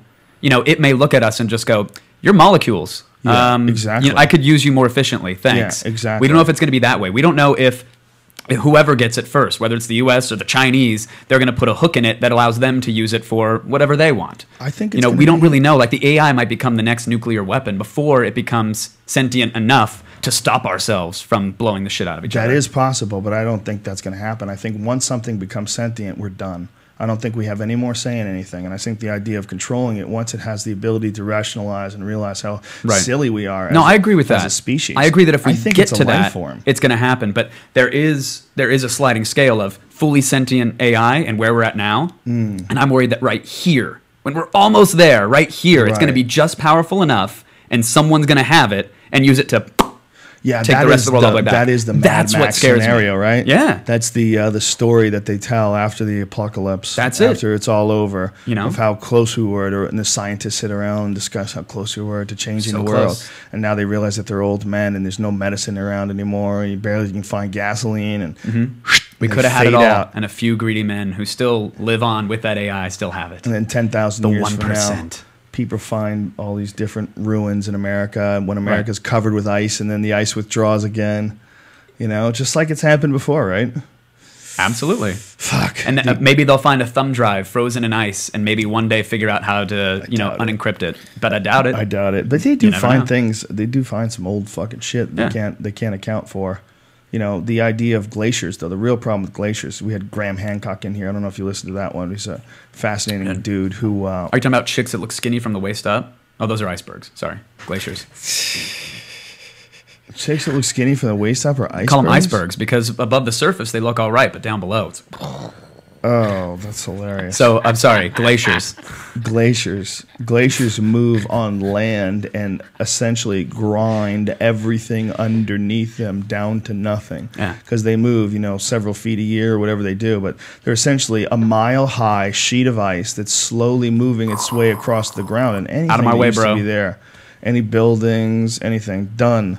Giant boulders moved miles. It's a slow-mo tsunami. Yeah, It's like a huge. slow-mo frozen tsunami. Just like later. Yeah. How yeah. powerful is that imagery? Have you ever been to the Great Lakes? No. That's how powerful the imagery is. You have to go. The Great Lakes are something to really wrap your head around. I mean, the oceans really made me think. Obviously, everybody looks at the ocean and goes, wow, that's so big, that's amazing. Right. But until you see a freshwater ocean and you go, that used to be ice and it melted. It used to be a giant sheet of ice and that's why it's here. I mean, the Great Lakes are magnificent. They're amazing, man. They're so fucking big. Just near them, too, for a wedding. I'm kind of pissed I didn't get out there. Oh, you got to go, But I had to see a Cracker Barrel, so we went out of the way to see that shit. We I'm like, flew they into it. frame their racists. It's amazing. They what? In the Cracker Barrel, when you go inside, it's just photos of old slave owners just framed around watching you eat breakfast. Yeah. Really? I'm I like the assuming. gift shop. It's like all licorice whips and like old school Pretty amazing. Amish games. Did you see that shit? Speaking of the Midwest, all the animals. Have you seen all the photos and videos of all that? Yeah, I put that on my Twitter. What we're talking about is there was a guy in Ohio who was running a wild animal preserve, shot himself, and released all the animals. I didn't know that was the catalyst. He committed suicide. He let all the animals go, and then he committed suicide, which is kind of interesting. I wonder why the dude didn't. Did he leave let a one of note the like, I animal- can't imprison these guys anymore? I don't know. and It's a set good them free? question. Or? I wonder why he didn't just let one of the tigers jack him. If you're gonna kill yourself, why not just kill yourself by tiger? That'd be wild. Well, you're when you have the around option. you're around these wild animals every day. You know it'd be quick. It wouldn't take long at all. Just jump in there naked and go, "What, bitch? What?" Yeah. There's something weird about the whole story though, because like the sheriff knew him very well. I guess he had to go up there all the time. Like there was shit going on all the time with this guy. And if you look at his house on Google Maps, it's actually listed as a Harley like motorcycle shop. So he had a farm. Was it like an illegal preserve he was running out the back? Like, I don't think it was illegal. No, I don't think it was illegal. Okay. But so it's weird. Like I want to know the whole story. Like what this guy was going on with this guy. And now Jack Hanna, the Columbus Zoo, is overlooking this whole thing. But I was surprised that they couldn't. I know they had to shoot a lot of them, but this seems like there's some of them they could have tried. To tranquilize or something like that. The police force didn't have a chance, man.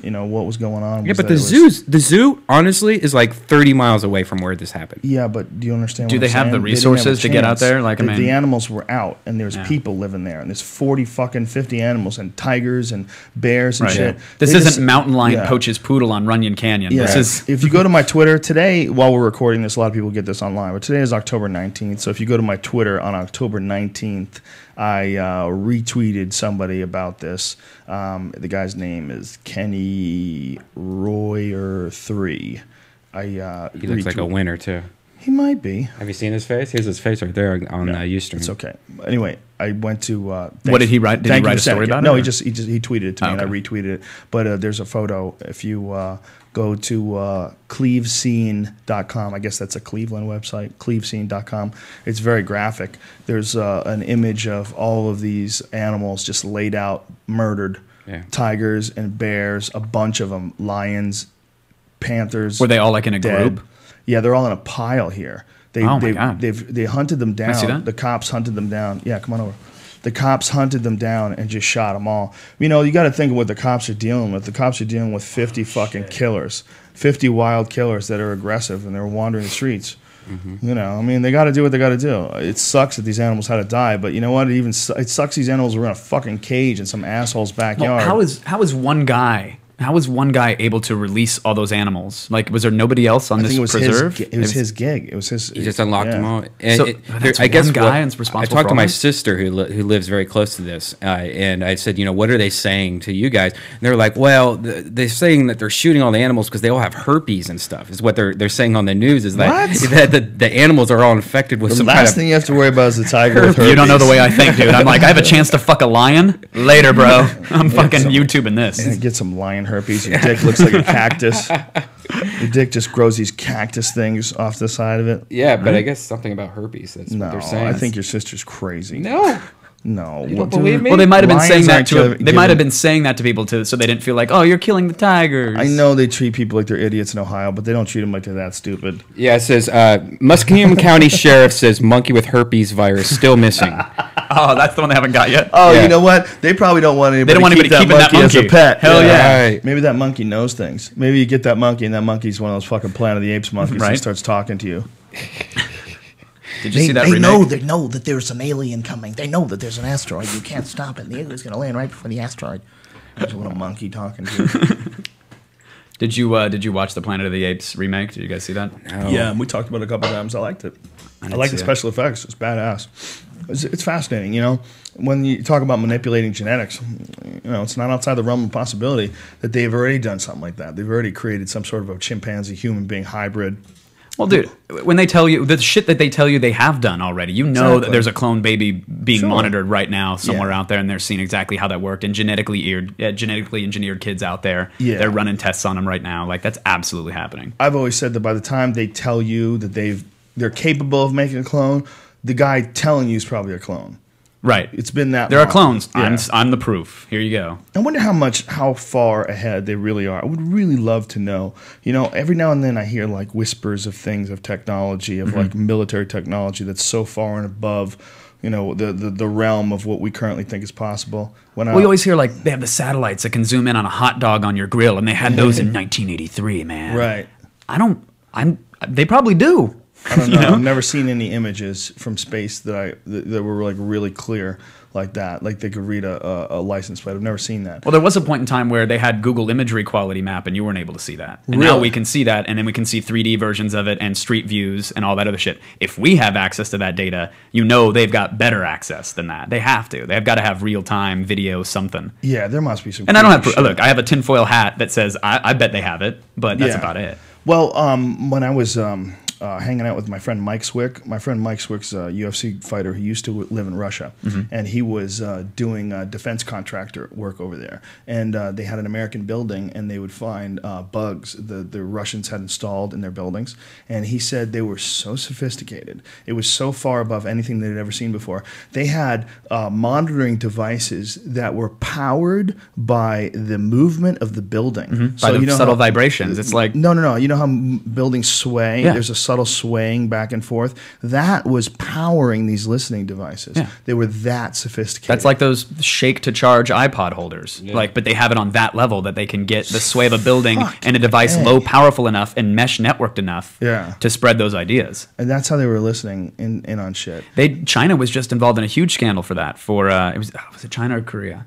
That's bad that I don't know the difference for this dare article. you. No, I know the difference of the places. I don't know the source of the article, but Prepare for a shit storm online. they had bring it. They already kicked my ass in StarCraft. Oh wait, which ones are those? Those are Koreans. Thank you. They had little bugs in cars, and they were like, listen, this is just tracking how often you drive for discounts or for carpool riders, and to help you get through it's like a fast pass lane kind of thing, right? This will just help you get through the toll booth. It had audio recording and some said video recording built into the tiniest little bug that was sitting on their dash so that they could monitor everybody. Dude, eventually someone's going to hack Apple and they're going to get into your fucking webcam. Your They're gonna see cloud. a Then they're going to million- get in your cloud. I A remember million people beating off videos of people sitting in front of their computers. Your computer has a monitor on it. Your Yeah. computer has a camera on it, and you're connected to the internet. And you're just assuming that nobody's watching you beat off like a lab rat. Right, the Xbox, all the Xbox cameras and all the laptop lenses. But the thing I'm worried about is the photo streaming. Like you said earlier, off camera, that you turned off your photo streaming, Yeah. which is a new thing on the new iPhones and stuff like that. It's the cloud, so every time you take a photo, it sends it to your home computer, it sends it to your iPad, sends it to whatever, and you can't delete the photos, which is really annoying. But What? You can't delete them from your phone, or you can't delete from them the ever? photo You can't delete stream. them from the photo stream? Yeah, you can't. I didn't know that. Yeah, it's like once it's in the photo stream, you can't delete it. I don't know if there's a way to do it, but like you try it on your phone or anything, there's no way to delete. What a about photo. on your home computer? I'm sure You on tried your that? main computer. Maybe on your main But think computer, about that time maybe. you do snap a photo out at a party or something like that. Right. And it's, oh shit, it's already on my photo stream. I can't get to my laptop. And Mrs. Pereira opens up your laptop and son of a says, bitch. "God damn it, Kevin." Or Bobby, who's in his car sniping your Wi-Fi or whatever, now has all your photos. Yep. You know, Is and that easy? Someone I mean, snipes your Wi-Fi. They can't get your photos. They have to get into your Oh computer. yeah. They There, can- there are applications you can. Yeah. I've run one at the airport, and in Allegedly. Vegas.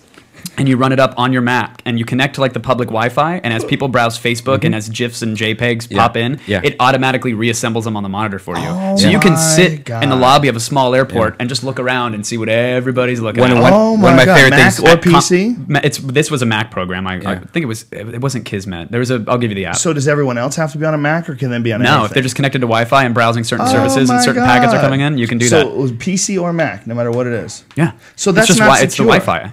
So that's incredible. Yeah. So what you're telling me is you're a criminal. You were committing a crime. No, You were because these spying. photos are in the shared folder, right? Is that what you're saying? Because These photos were being downloaded and uploaded potentially on a public, see. unsecure. Well, you had to log in, but a public, secured Wi-Fi spot. Right. But Right, people were but sending them. It could be some dirty hooker who's got one of them Facebook pages that you have to give Yeah. her friend to look at. Yeah, and it she's absolutely showing- could have been. showing some titty. It absolutely could have You been. could have got that titty for free. I have, I'm saying. I have this video called Kitty Fart Cup, and anytime I'm on the road with Joe, we're sitting at the airport. I look at people with shared folders and stuff, and I'll just drag this video into. Yeah. I've done it like a million times. I do that every Comic-Con. Yeah, every it's my favorite Comic-Con I thing to do. seed into public folders at the Yeah. hotel, because if you're connected, never connect to hotel systems. And- never connect to a hotel and network. the- It's that's like laying on the mattress naked. And You the do cr- not do that. You're and the- asking for people to fuck with your computer. Yeah, and the crazy thing is, you could actually sit there and fuck people over by like putting child porn on people's computers, and then if that person gets arrested, oh, you have child porn on your computers. They caught a guy doing that. They caught a next door neighbor who had been terrifying these people for fucking years, doing exactly that. And they, Oh, right, that's yeah, right. he turned them in. And this guy is, he was their next door neighbor, was terrorizing the whole fucking family. Do you know that there's a a child pornography checksum database? What? So checksums are what you use, like it's like a file's ID. It's its thumbprint. So if you download a file and you want to make sure you got it exactly as it should be, it's a way of verifying the file to make sure no bits were altered or harmed in the transmission. They have a database of every child pornography and illegal pornography video sorted by title with checksums. So that way, if the police are scanning Wi-Fi or get somebody's files from the internet, they can match the checksum of the file on their hard drive to one that's already in the database and see if it's in there, so they don't have to watch the video. Whoa. But they've got that database already. So it's impossible for another video to have the same amount of bytes? Like, what if it's the exact same amount of seconds and the same resolution? Well, it's also based off the content of the file as well. So it's not just a length thing. It's not just a size. There's an actual. There's 1,000 frequency? attributes that go into it. Whoa! Yeah. How are they reading that? Just they're analyzing each and every individual file. I think this is pure conjecture, actually. So Okay. I shouldn't be saying it, but I would imagine if you're doing a checksum, it could just know that every 100 bytes, here's a character string here, so there's a check for it there. Every X bytes, this is the character, like this is the hex, put it there. I think it's way more elegant than that because I can already poke holes in that.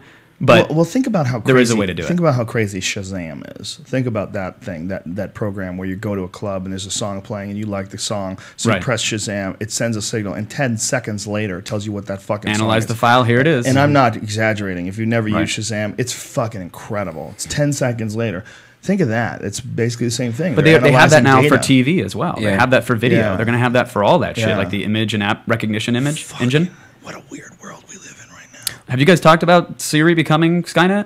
No, we haven't. I talked But about someone it. Do you sent wanna me hop into that, or- yes, please, because someone actually sent me something we had talked about on the show. Real quick, dude. Please, Sorry, go just so ahead, I don't get please. raped on Twitter. I believe you analyze the file locally and it spits out a checksum. So it is checking every bit of the file, and Okay. then you check that against the public checksum. Oh, Just okay. so I don't want to deal with those tweets tonight. Right. I can't do my soul. Kevin- It's not in my soul anymore, man. I'm just trying to help. So with that said, I'm sorry. Well, okay, so someone wrote that I said that Siri was based on Wolfram Alpha, but it's not exactly true. It's No, it integrated. incorporates Wolfram Alpha. It's integrated, but this is where it gets crazy. It's based on Callow, the cognitive assistant that learns and organizes from a company called SRI International, and it was artificial intelligence augmentation software developed for DARPA. Right. The So- Defense Advanced Research Projects Agency. That's like, those are the motherfuckers that really are Skynet. So if this is the version we have Yeah. now, what's stopping them from tapping a phone line, grabbing a voice chat, taking the audio from this podcast and analyzing it in real time, just like Shazam, and pulling out those keywords and those context cues? This is fascinating. Because we stuff, have the man. dumbed down version right now. They've got the hot dog on the grill satellite version of it. iPhone 5 version. Yeah, why is it so crazy to think that? Right. Yeah, and this guy also wrote something about how Facebook was funded by TIA, Total Information Awareness. Facebook is starting their own Office. super PAC to lobby the government on privacy and information controls. What? And what we should have rights to. Because they want to own the rights to your usage data, your social graph, your preferences. They want to own that data. They essentially want to own your imprint online, right? They want to own your browsing habits, where you shop. They want to know what music you like. They want to know what friends you connect with, where you go, who you share things with. I'm already MySpacing Facebook lately, you know. But I'm saying that, but you're not, you're kind of alone in that right now. Like, Right. it's growing, right? It's growing more and more. They're integrating more and more. You think Twitter has kind of overtaken Facebook for the most part? I know lot of when I people- talk to, you know, like I just tweet now. Yeah, I know a lot of people that Sure. don't do Facebook anymore. Well, the interesting thing But about they can Twitter still is cobble it's- that together from your tweets. It's more real time. You know, you're responding to people back and forth. It's very in a very similar way to text messaging. You know, Right. and a lot of I mean, it's essentially for a lot of what I use it for. I mean, I throw things out there, interesting links. I retweet things, things I observe, Right. photos I take. But I also go back and forth with people. I'll shoot the shit with people, and it's people I would ordinarily never really get a chance to run into or meet. Like my ex-girlfriend. Oh yeah, well she tweeted go. something ridiculous. and I yeah, just it said is something. facilitating a real-time conversation. Are you upset that I said something to her? Nothing, no. Oh, you would, Oh, are you you? would prefer Yeah. no one to communicate with her? No, whatever. Who got so here's what my friends got question. the rights to her after Here's- the break? here's- That's Listen, always the worst. you brought this up, so I have to say this. This is what I said. She by the way is Penthouse Pet of the Year. Okay, Is that the one that she's I met? talking No, you met the to good one. another porno star, and the other porno star says, "I feel a bad cold coming on. Who wants to make out?" And she says, "I'll make out with your butt." So I on Twitter say, "Wow, just wow." That's the extent of my communication with her. Why are you trying to fuck his ex-girlfriend, She says, "What are you wowing?" I ignore it. I just have to say, "Wow." If you run around tweeting to the whole world that you want to make out with a cold carrying porn star's butt, I gotta wow you. Right. Here's my gotta- question for because Siri. you're trying to Whoa. fuck her, Joe. Ooh. Do you think that Dare you. there is Sloppy somebody seconds from at, Brian. do you think there is anybody at Siri that is like continuing to add to the database? Do you think they're looking at the top 10 things that people are Here's the asking thing. and going, Why does Siri need to connect to the cloud for anything that I do, even if it's a local operation, right? Read my text messages. Those are already on my device. If I say play Joe Rogan's podcast, it has to send it to the cloud first. And they'll say it's for voice recognition. You know, it's faster It's in the the cloud than program. it does on your phone. But it's the program itself. The database has to be huge for Siri, wouldn't But it? for local things, it could store that. It could totally do that, and maybe they will in the future. But I think the reason they're making everything go to the net is for the usage data. Yeah. Because then they can see what keywords are happening, Make what it better, searches though. people Yeah. are doing. Absolutely, they can make it better. Right. But with great power comes great responsibility. Right. And what's crazy is that I had a friend that got mad at another friend for cursing at his Siri to be like, "Fuck you, Siri, you're a bitch." And he took the phone away and he's like, "Dude, don't do that. I don't want that in my profile." And he was concerned about acting a certain way to a pretty dumb I've thought artificial about intelligence. that. The murder thing? I've thought about the murder Right. thing. Well, now the it's on president file, dude. thing, the Now it's on president thing. file. Did you do the president thing yet? What are you talking about? Nothing. When you ask Siri a question, that's being stored somewhere. That request is indefinitely stored in some log right now. So if you ever are presumed you murder somebody, or Right. someone suspects you of a murder, they can now trot out on the stand. You asked your cell phone where to hide a body. Exactly. I wonder if they have that. I want to know, does Apple say anywhere in those terms and agreement that they're holding on to the data of what we're saying in Siri? Is that one of the things? I'm sure. Yeah. I'm sure it says that it's for One of the usage stuff. data. Yeah. Which, what does that mean? I wonder. That is kind of That's gonna crazy happen. that they have to send it out to the cloud. Yeah. Now there's infrastructure reasons to do that. There's also terrible usability reasons to not do that. Being that if you have AT&T, half the time Siri doesn't work because you don't have a strong enough signal to get out to her. Hey, What? We're faster. What? that? We're faster when it's available. So I'm on AT&T, but it's still a shitty network. There's no bones about that. Yeah. But I couldn't do AT&T. He told me that I terrible. got a new iPhone, and he told me that AT&T Where'd you go? changed their system so that they can get double the speed of downloads. And it's not double. It's It's up pretty to. fucking It could good. be.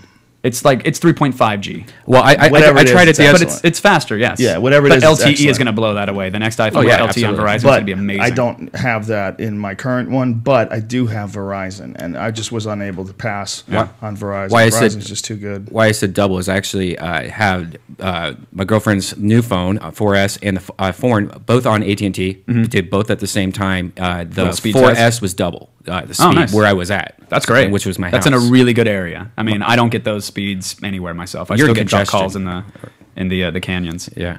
But I think you look at how, like, think about Siri as that API opens up. Because right now I could say, show me a good steak restaurant, and it'll do that. It'll pop that up. You know, then I can say, call that steak restaurant. But once OpenTable supports it, I can say, hey, Siri, book me a reservation for 4 at 6 at that restaurant. And it's just going to connect to the database, do it. There we go. Invite my friends. Invite Joe. You know, the texting alone, I think, is the best when you're just driving. You push the button, and it was pretty accurate. But Google has had that for a while. It doesn't work this good though. This works pretty damn This good, works though. almost perfect. Really? I probably fuck up more just doing it by hand. I've and not tried looking. the Google Although one. it's weird speaking into it because you still got to kind of talk to it like a robot. You can't be totally fluent with it. And for like grammatical things, like I'm still a stickler with grammar even in texts.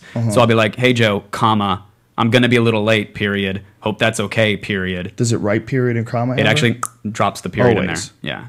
Have you ever tried writing like that with like you know, I know they have what is it, the software Like called? a Dragon Speak or Dragon the naturally Dict- speaking. Yeah. Yeah, Do you ever try I've that? tried that before, but I write in at a different pace with a different cadence than I speak.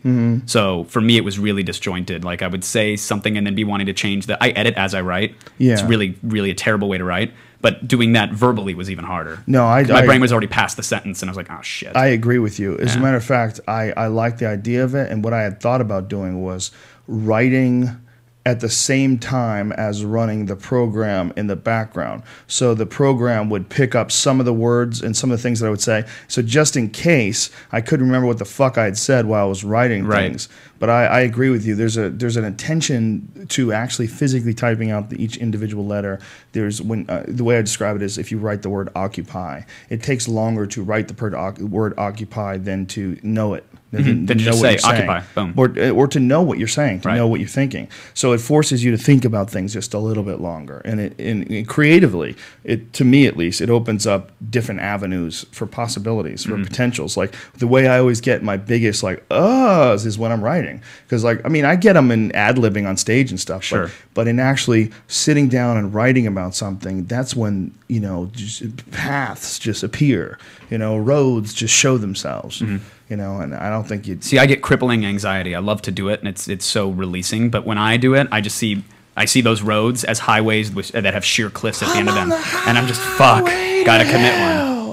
you got to commit It's not, to one. God, that's not good writing music. Yeah. What do you do? Do you listen to music when you write? I try to listen to language that I don't understand. I like Brazilian music or Puerto Rican music. I like Spanish I can't do music with lyrics, even if I don't understand them. I can do lock it in into the background a little bit as long as I don't understand it. Or sometimes if I'm really high, especially on edibles, I'll pick one song and just throw that bitch on reboot, Right. and I'll listen to the same song 100 times in a row. Really? Oh, yeah. Oh, yeah. I wrote some of my best shit on a plane, blasted, listening to the same song over and over and over again. Have you heard the song "Pumped Up Kicks"? I know you probably have. Yeah.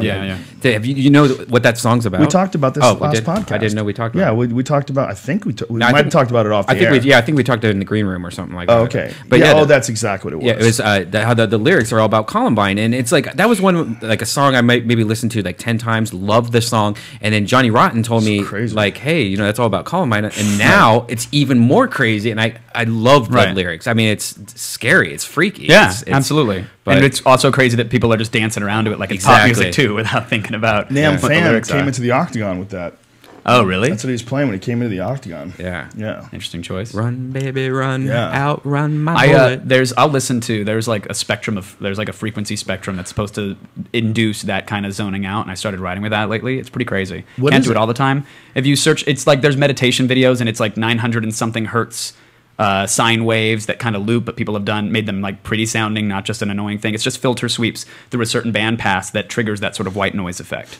So what is Lulls it? you into like meditative noise. If you have headphones on, it's like binaural. It's kind of cool. So it's supposed to enhance creativity? No, it's just, well, I think you like songs with properties sometimes that you just zone out on, right? It's on a loop, you let it go, or you Sometimes listen to. I like you know. to be inspired too, though, man. I like, you know. Well, yeah, that's why it's not for every writing moment, but sometimes it's great to put on something that does kind of zone you out, so you're only in that process. That helps me because audible distractions knock me out like crazy. Sometimes yes, sometimes no. It really depends on where I'm at with writing, what I'm writing about. You know, there's sometimes I need to be completely quiet. completely by myself. What I mean, I'm a huge proponent of the isolation tank, and I come up with some of my best ideas. With Still haven't done that. I did it sober for an hour, and that wasn't enough. Dude, that's crazy. I can't believe I'm talking to you. You know, that's one of the weird things that people talk about online all the time that listen to this podcast is how many of my friends are all fucking psychedelic freaks. They're trippers, and they've never tried the tank. Yeah, dude, the tank is. And I live right by one. You're crazy. You need to get in there, dude. You're just scared.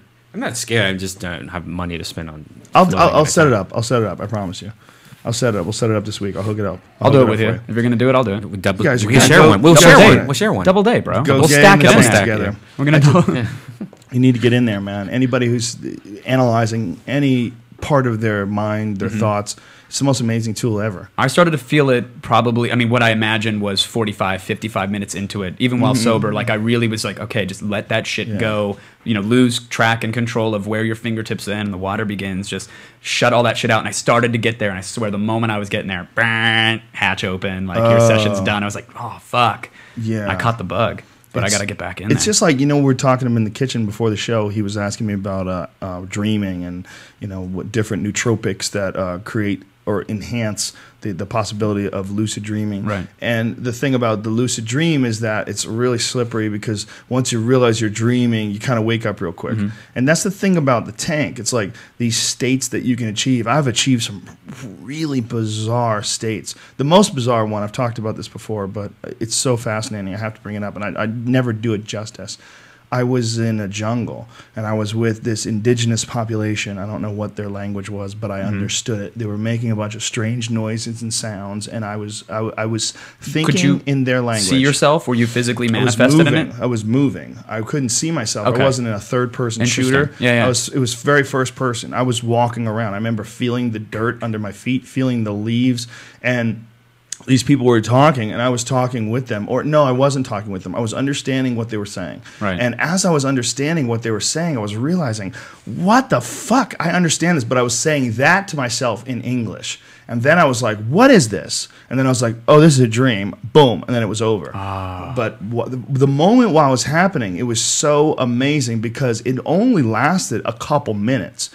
It was really brief. But in that couple minutes, it was so crazy. The idea you're whatever it is, whether it's imagination, whether it's genetic memory. I mean, you know, who the fuck knows what is stored in cells as they transfer from generation to generation to generation. There may very well be some wacky fucking file deep in your hard drive, and you just get in an isolation tank on a pot brownie, and it just pops open this one little cartridge that you weren't supposed to access. Let's unencrypt that portion of your mental hard drive and just beam that experience. And you're some little monkey person from 500,000 years ago walking through a rainforest speaking in some dead language.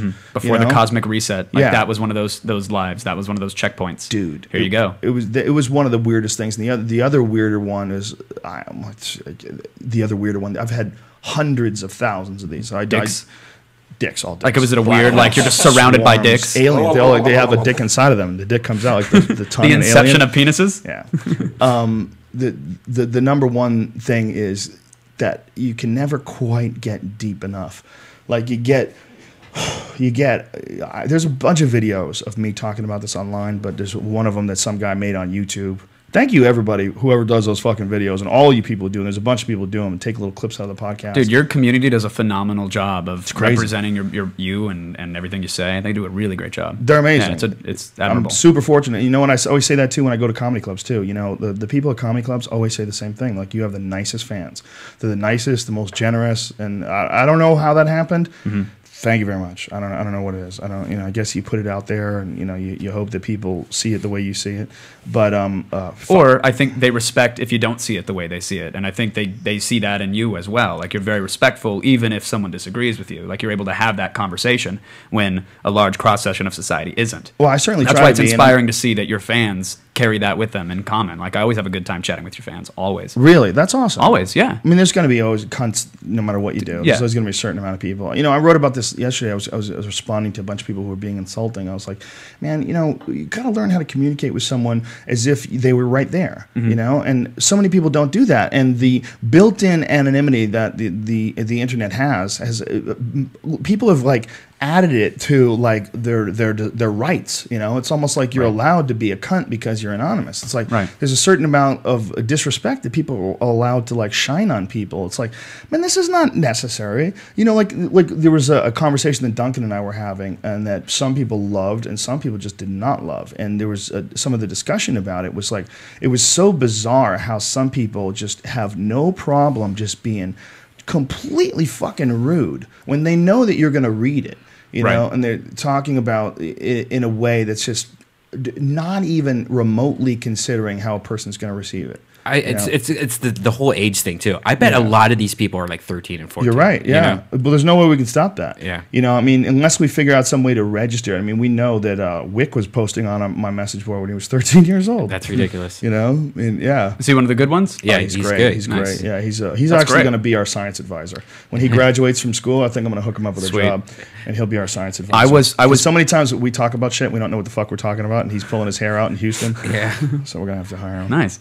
I was shocked at the anger and vitriol that even my fans had initially when I started talking about like Occupy and started talking about other things. Really? And I was a little shattered, and it made me question: should I even be talking about this? Should I be taking a stance? And then I was like, no, absolutely, I should be because I want to be. And immediately when I started engaging in the conversations with the guys that were all caps hatred, no matter what it was, like pretty much 99% of them either turned around and saw, at least recognized there was another point of view, or toned down the rhetoric and was like, hey, look, you know, I disagree, but I appreciate that you're doing what you're doing. Some people just want to get your fucking attention. Well, clearly, by the way. And clearly. But this is the kind of thing, though, where, you know, you never know, so you have to engage. You have to engage if people are like, well, this is wrong and this is factually incorrect. It's like, well, no, here's the story. Read it. Have you seen it? You have to engage, because for every troll, there is one person who doesn't look up the information. Doesn't have access to be upset about shit, even if that shit has nothing to do with it. Like,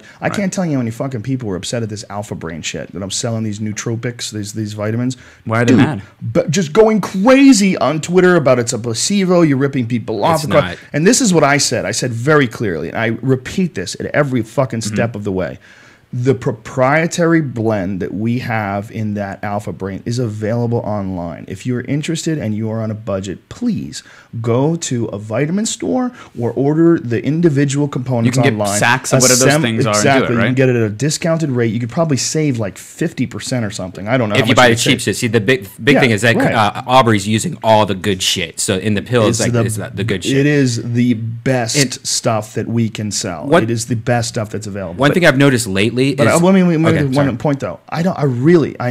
My number one concern when I talk about anything that I like, anything that's benefited my life, and know this is a true statement. There's no exaggeration in this, no hyperbole whatsoever. If I'm telling you about it, I want you to do it because I think it'll benefit you. That's it. I'm not trying to sell shit. I'm not trying to sell. I have a fucking t-shirt line that I never bring up. It's called higher-primate.clothing, higher-primate.com. I fucking never bring it up. I wear the t-shirts every now and then. I want people to buy them if you like them. I see people with them at shows. I think it's cool as fuck. I'm not trying to make a ton of money on it. If you like them, I like them. I thought it'd be cool to have some funky t-shirts of monkeys and psychedelics. Right. Nobody had them, so I decided to make my own company. It's that simple. I make plenty of money doing stand-up and from the UFC. I would never get behind anything that I didn't believe in. It surprises me, though, that you have to explain that God. to your viewers. Because not just have to explain it, get in fucking furious arguments with people about the efficacy of these things where you can't give them enough scientific information. They go, well, this one's for Alzheimer's patients and this and that. You're telling me that something that benefits Alzheimer's patients can't possibly benefit people? Right. So it has an effect on their mind, but it won't have an effect on a healthy mind. It's a fucking placebo. Some guy said, you know what's better than that? Sleep and exercise. Yeah, but guess what, fuckface? You can have sleep and exercise and vitamins. And vitamins. Don't tell me that vitamins don't work, because they do work. Vitamins are excellent. I have vitiligo. It's a skin condition where I lose pigment. You can see it in my knuckles. Michael Jackson. But I only have it in a little couple spots, and it stopped. You know why it stopped? Vitamins. I got heavily into vitamins. When I first came to California, I was under a tremendous amount of stress. I had never been on TV before, and I noticed I get like these white spots on my skin. I was like, what the fuck is this? And they started spreading, man. I started going to doctors. I was going to different vitiligo specialists, and I would have to take these things called Sorolins, and they were pills that made me super sensitive to light, and then I'd have to get in it's almost like a tanning booth, but you only go in there for 3 minutes. And it's... Were they trying to tan the pigment No. back? No. It shocks the system where the parts that are losing pigment repigment. It can bring them back to life, Okay. and it works in a certain way. I repigmented. To like shock your melatonin and to be like, come on. Sort of. I don't know the exact science behind it, but I had areas that lost pigment and it brought them back. But you know what stopped all of it? Completely stopped in its tracks. Vitamins. Right. 100%. Because you believed in those vitamins. That's placebo. People are assholes. Listen, man, vitamins fucking work. A healthy diet works. Vitamins work too. But all of it works.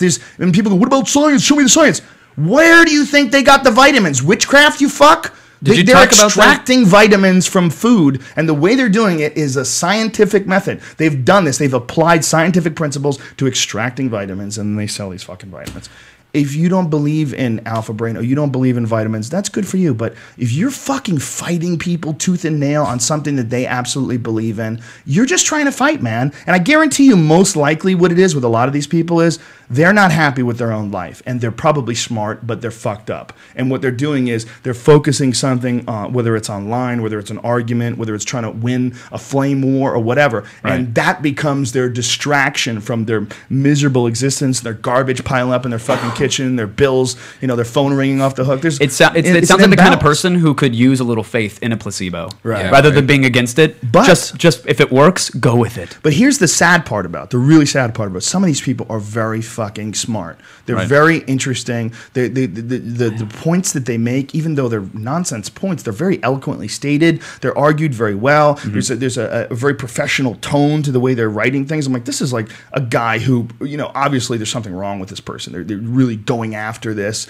as if he's just as passionate as the facts that he's collected to support his opinion. No, not these people that I'm talking about. There was no facts. They had no personal experience whatsoever on these things. I'm sure. I'm not speaking for those people. I'm just saying that I've ran across this where there's data is the easiest fucking thing in this world to manipulate. Any study can be skewed. You can prove that global warming doesn't exist. You can prove pretty much whatever you want with numbers. The way you skew them. Sure. My point though was that they're powerful.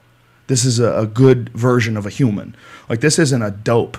This isn't some fucking ditch digging. You wish that they were donating their processes to a more positive cause, as opposed to being so negative. It's fascinating. Like that would be a subject that would drive you nuts. Whether or not vitamins work. Whether or not brain vitamins were like, what a weird thing to get all hyped about. And he might be idolizing you though, and this is something that he believes though, and so this one issue with you has now shattered that, and he has to prove you wrong on it. It could be that, or he could be just a hyper fan, or he could own 40 cats, or they could be a contrarian. There's some people that are just fucking contrarians. They or just 14 battle, or 14. I don't think they're 14. I think there's a lot of older folks. I don't know. It doesn't matter. The point is. The way the internet is set up now with the anonymity that's built in, it's so easy for someone to be a twat. It's so easy. There's virtually no repercussions. But slowly, that's going to change. And you better brace for it, okay? Because the shit's going to come down on all you fuckheads because you're not going to be anonymous very much longer. Right. Suckboy69 on fucking Reddit or whatever the hell, message board you act like a shithead on. You go on the underground forum on mixedmartialarts.com or on my own message board.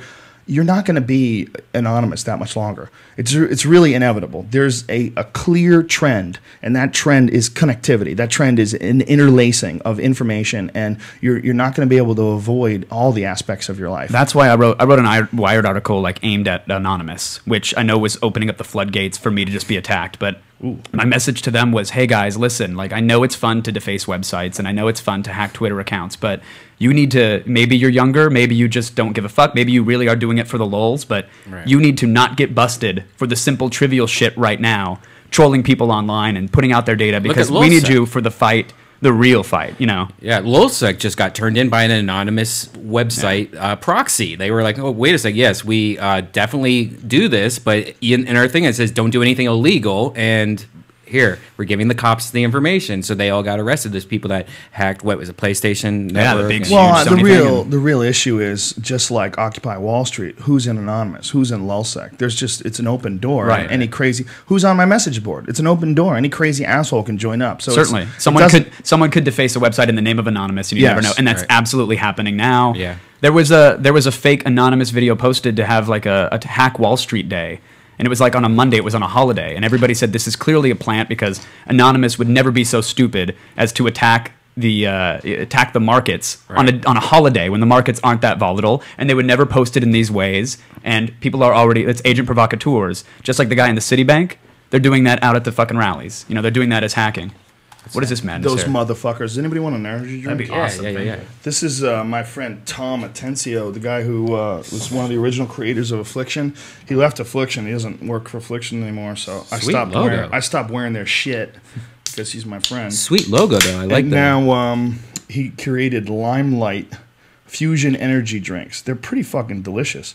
They're healthy too. Are they? Yeah, I just started drinking them. He just sent me a box of them. But there's ginkgo biloba in them and ginseng and 250% of the vitamin B6, 100% of the niacin, and 800% of your vitamin B12 for the day. So there's a lot of good stuff in it. Yeah. It tastes good too. Mix that with some vodka. So later. if I drink this rocket fuel right now, am I going to be up until 8 a.m.? No, it's not that bad. It's not like a Red Bull. It's not. But by the way, I should state that I have a high tolerance to caffeine. In fact, I quit caffeine for a day. I took yesterday off and I had a headache. Really? I was very upset with bummer. myself. Are This you is my gonna first cup of coffee of the day. This is my first cup, and I'm okay today. But that's usually how it is for me. I've done this before, where I especially when I'm writing a lot, I drink a lot of coffee, and then the next day I have a headache. I need a cup of coffee. But if I take a full day and go through the full day and drink a lot of water, the next day it's pretty much gone. It's like one day. Well, that's pretty good that you can cycle back down that quickly. But that's my only addiction. I have a physical addiction to caffeine. But it's not a physical addiction where it's painful or it's like a terrible itch. It's just like I don't feel so good. But you know what cures that? Fucking serious, ruthless workout. Just get a maniac, caveman, savage, adrenal pumping, testosterone bleeding workout. Just where you fucking go full grape ape on something, and then it resets your system. Then water's fine. I've tried to do that hungover before, and it's just shattered my body for like 3 or 4 weeks. When you work out? Yeah. I've been like, I'm a little hungover. I'm a lot hungover. I'm going to go to the gym and sweat it out, get those toxins out. But I push it way too far, and it shatters my immune system for like 3 weeks. It's terrible. Best formula I've ever found for hangovers is this fucking Alpha Brain shit and coconut juice. I love coconut juice, and a lot of people don't. I love it. And I'll tell you what, this brand, I'm not going to mention the name, not so tasty. Yeah, it's not that good. It's not that good, but... I think C2O is the best, or Amy and Brian's pretty good also. Amy and Brian's is pretty good, but C2O is probably the best. C2O is the best, and they send it to us. So you're saying take one of the placebos, one of those This is the shit. Alpha Brains, and then chug it with some C2O coconut is juice. fucking delicious. And I know a lot of people say, I've tried coconut, it tastes like dirty dishwater. I hear you. Some brands actually do. This brand is fucking delicious. Yeah. And the reason I got hooked on this brand, we were at jiu-jitsu, and this one of our buddies brought a whole case of it. And apparently in Brazil, they drink a lot of coconut water. And we were having a gi day. You know, 10th Planet Jiu-Jitsu, we roll without a gi. The gi is like the traditional uniform of jiu-jitsu. But the idea that Eddie had was that, you know, first of all, in no gi competitions, a lot of the techniques of gi jiu-jitsu don't work. And in mixed martial arts, you obviously don't have a gi. So you should learn. There's like with the gi, you grab people easier. There's more traction. It's easier to hold on to people. And easier to get them to grab you, which is half the battle, right? That's Hoist Gracie's strategy. Yeah. He would fight with a gi on, and strikers would grab him. They couldn't help it. So anyway, they drink a lot of coconut juice. So we had a gi day, and he brought a bunch of coconut juice to like out of respect for Brazilians because they love to drink coconut juice. And he goes, "You want to try one?" And I'm like, "Okay, just be nice." You know, I'm like, coconut juice tastes like shit, right? Right. But I drank this stuff. I was like, "Fuck, this is delicious." Yeah. It's like the perfect flavor. Does it have like the coconut pulp in it? Like No, no. Because I had one like that, and I'm like, that's not. I'm on a right with that. Not right with coconut pulp. Yeah, this one is so much better than this one. It's way better. They're totally. I don't know what the fuck they're doing. C2O, email me. Tell me what the fuck you're doing. Why is your coconut juice? Do you put sugar in here, bitch? Unicorn semen. Hey, what's the calories? Unicorn semen. He snuck that in there, and he wasn't even going to comment. What's the calorie difference on that? Oh, I don't know, man. I don't read that shit. They sell it on Amazon. C2O. That's where I get. You could have it signed up so they send you a whole case like every week. That's what I do. Damn, I got Amazon one click on my phone. That shit is so addictive. I'll have a thought in my head. Socks. Yeah. Anything. I don't know. I impulse buy everything, man. Rolling papers. I buy my rolling papers on Amazon. I got something you got to do then. Although I'm going to stop being a medical marijuana patient. Why? I'm going to stop smoking marijuana because you can't have a gun anymore. You can't have a gun or bullets. The federal government is saying that you cannot have a gun or bullets because the federal law dictates that marijuana is a Schedule I substance. And so when you apply to the alcohol, tobacco, and firearms for a gun, to get a permit to buy a gun, you have to say that you are a user of marijuana. Wow. And so they'll turn away your permit for that? Controlled substance. So I'm going to have to quit weed. Did they check the medical database, though? I'm going to go to whiskey, buddy. No, but medical database, dude, doesn't matter. I mean, Doesn't they matter. need, yeah, they Doesn't need, matter. Doesn't matter. Listen, the ATF does not fuck around. right. If you lie on your Yeah. form that you don't smoke weed, and Honey. they come to your house and there's weed in a gun, Honey, you're that going ain't to gonna jail. end well. Oh, wow. That's how they got Al Capone. You know how they Is got that- him? They got him for tax evasion. All Yeah. right, they didn't get him for running whiskey and shooting people in the head. Is that retroactive? Like now, I don't Cause, know, 'cause but I it- own but it- several firearms. Exactly. And Yeah, exactly. thankfully, I don't smoke pot. But if I did, I'd be really concerned right now. Exactly. I stopped smoking pot. It's You just- squares. I'm here with a bunch of squares. It's disgusting. I pay my taxes. I'm a fucking constitutional believing American. Constitutional believing? That doesn't even make sense. I sound like It did to the people you were firing up. this is what I'm saying. God damn it! You should be able to have fucking guns and enjoy a little weed. And who do I want with a gun? Do I want a guy on pain pills, on fucking Ambien? Do I want a guy who's drinking whiskey? Or do I want a guy who's high and paranoid and is not going to shoot anybody? Wait, That's the guy I leave out want. the paranoid part. Leave out the paranoid Please. part. Paranoid people are going to hide. They're not going to go shooting people. You're not going to rush into violence if you're paranoid. You're like, let me get the fuck out of here, man. What if they shoot back?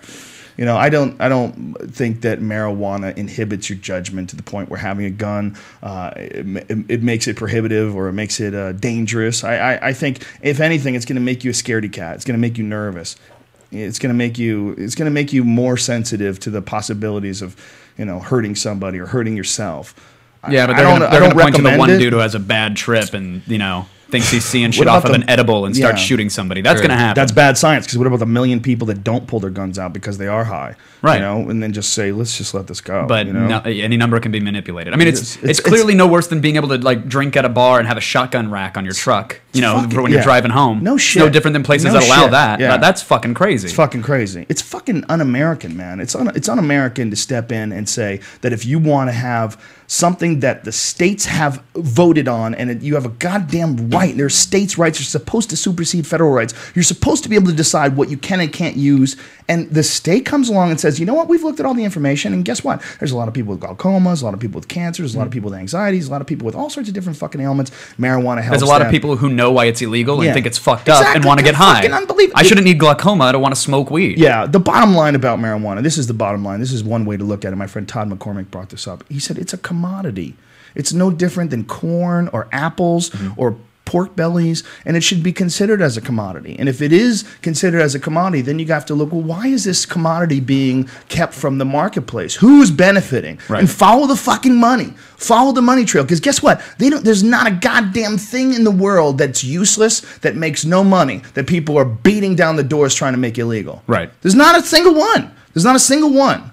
It has to be worth something to somebody to keep that shit illegal. That's the only way they spend money on clearly it. is. It's the prison industrial complex, the Right. cops who enforce this shit that don't want to lose their jobs, But even though many of them now are for it, and especially in Of course, California. most cops are. Yeah. In this day and age, when you get a fucking person on television who represents the United States government and they start talking about going after real estate owners for renting out property to these cannabis shops, they're going to steal their fucking property. The government's going to come in from hardworking Americans who put their fucking businesses for rent. They have this. They buy a place. They say, well, now I'll rent this place out and I'll make myself a nice little profit. Right. This What do home was you worth What do you shit, do? so Oh, here we go. you sell medical marijuana legally under state guidelines. Okay, well, there is Proposition 215. It was passed in 1994. That's been a long time. It's been legal in the state, so go ahead, do your business. And then the federal government comes in and says, no, we're going to steal your fucking house because you rent it out to someone who sells pot. Fuck, man. And people will say, why do you tweak out about this stuff? Why do you let it bother you? Why? Because it is the ultimate fuck.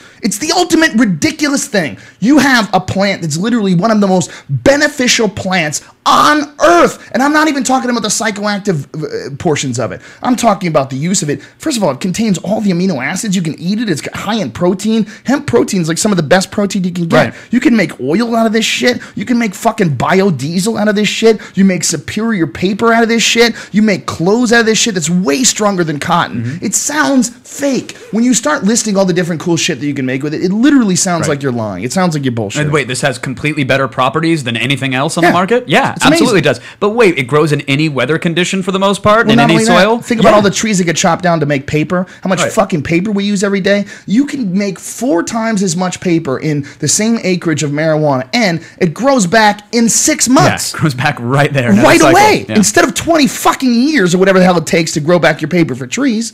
It's amazing. It's one of the prime fucks, and it's one of the things that has to be addressed in this. And even if you disagree, I'm sorry, but even if you disagree with what it can do or why it can do it or the propaganda out there, and even if you feel reefer madness and drugs, the sheer violation of rights. Exactly. When the federal government comes in and, as you said, boots you out of your fucking business that you put your neck on the line for and try to do legally.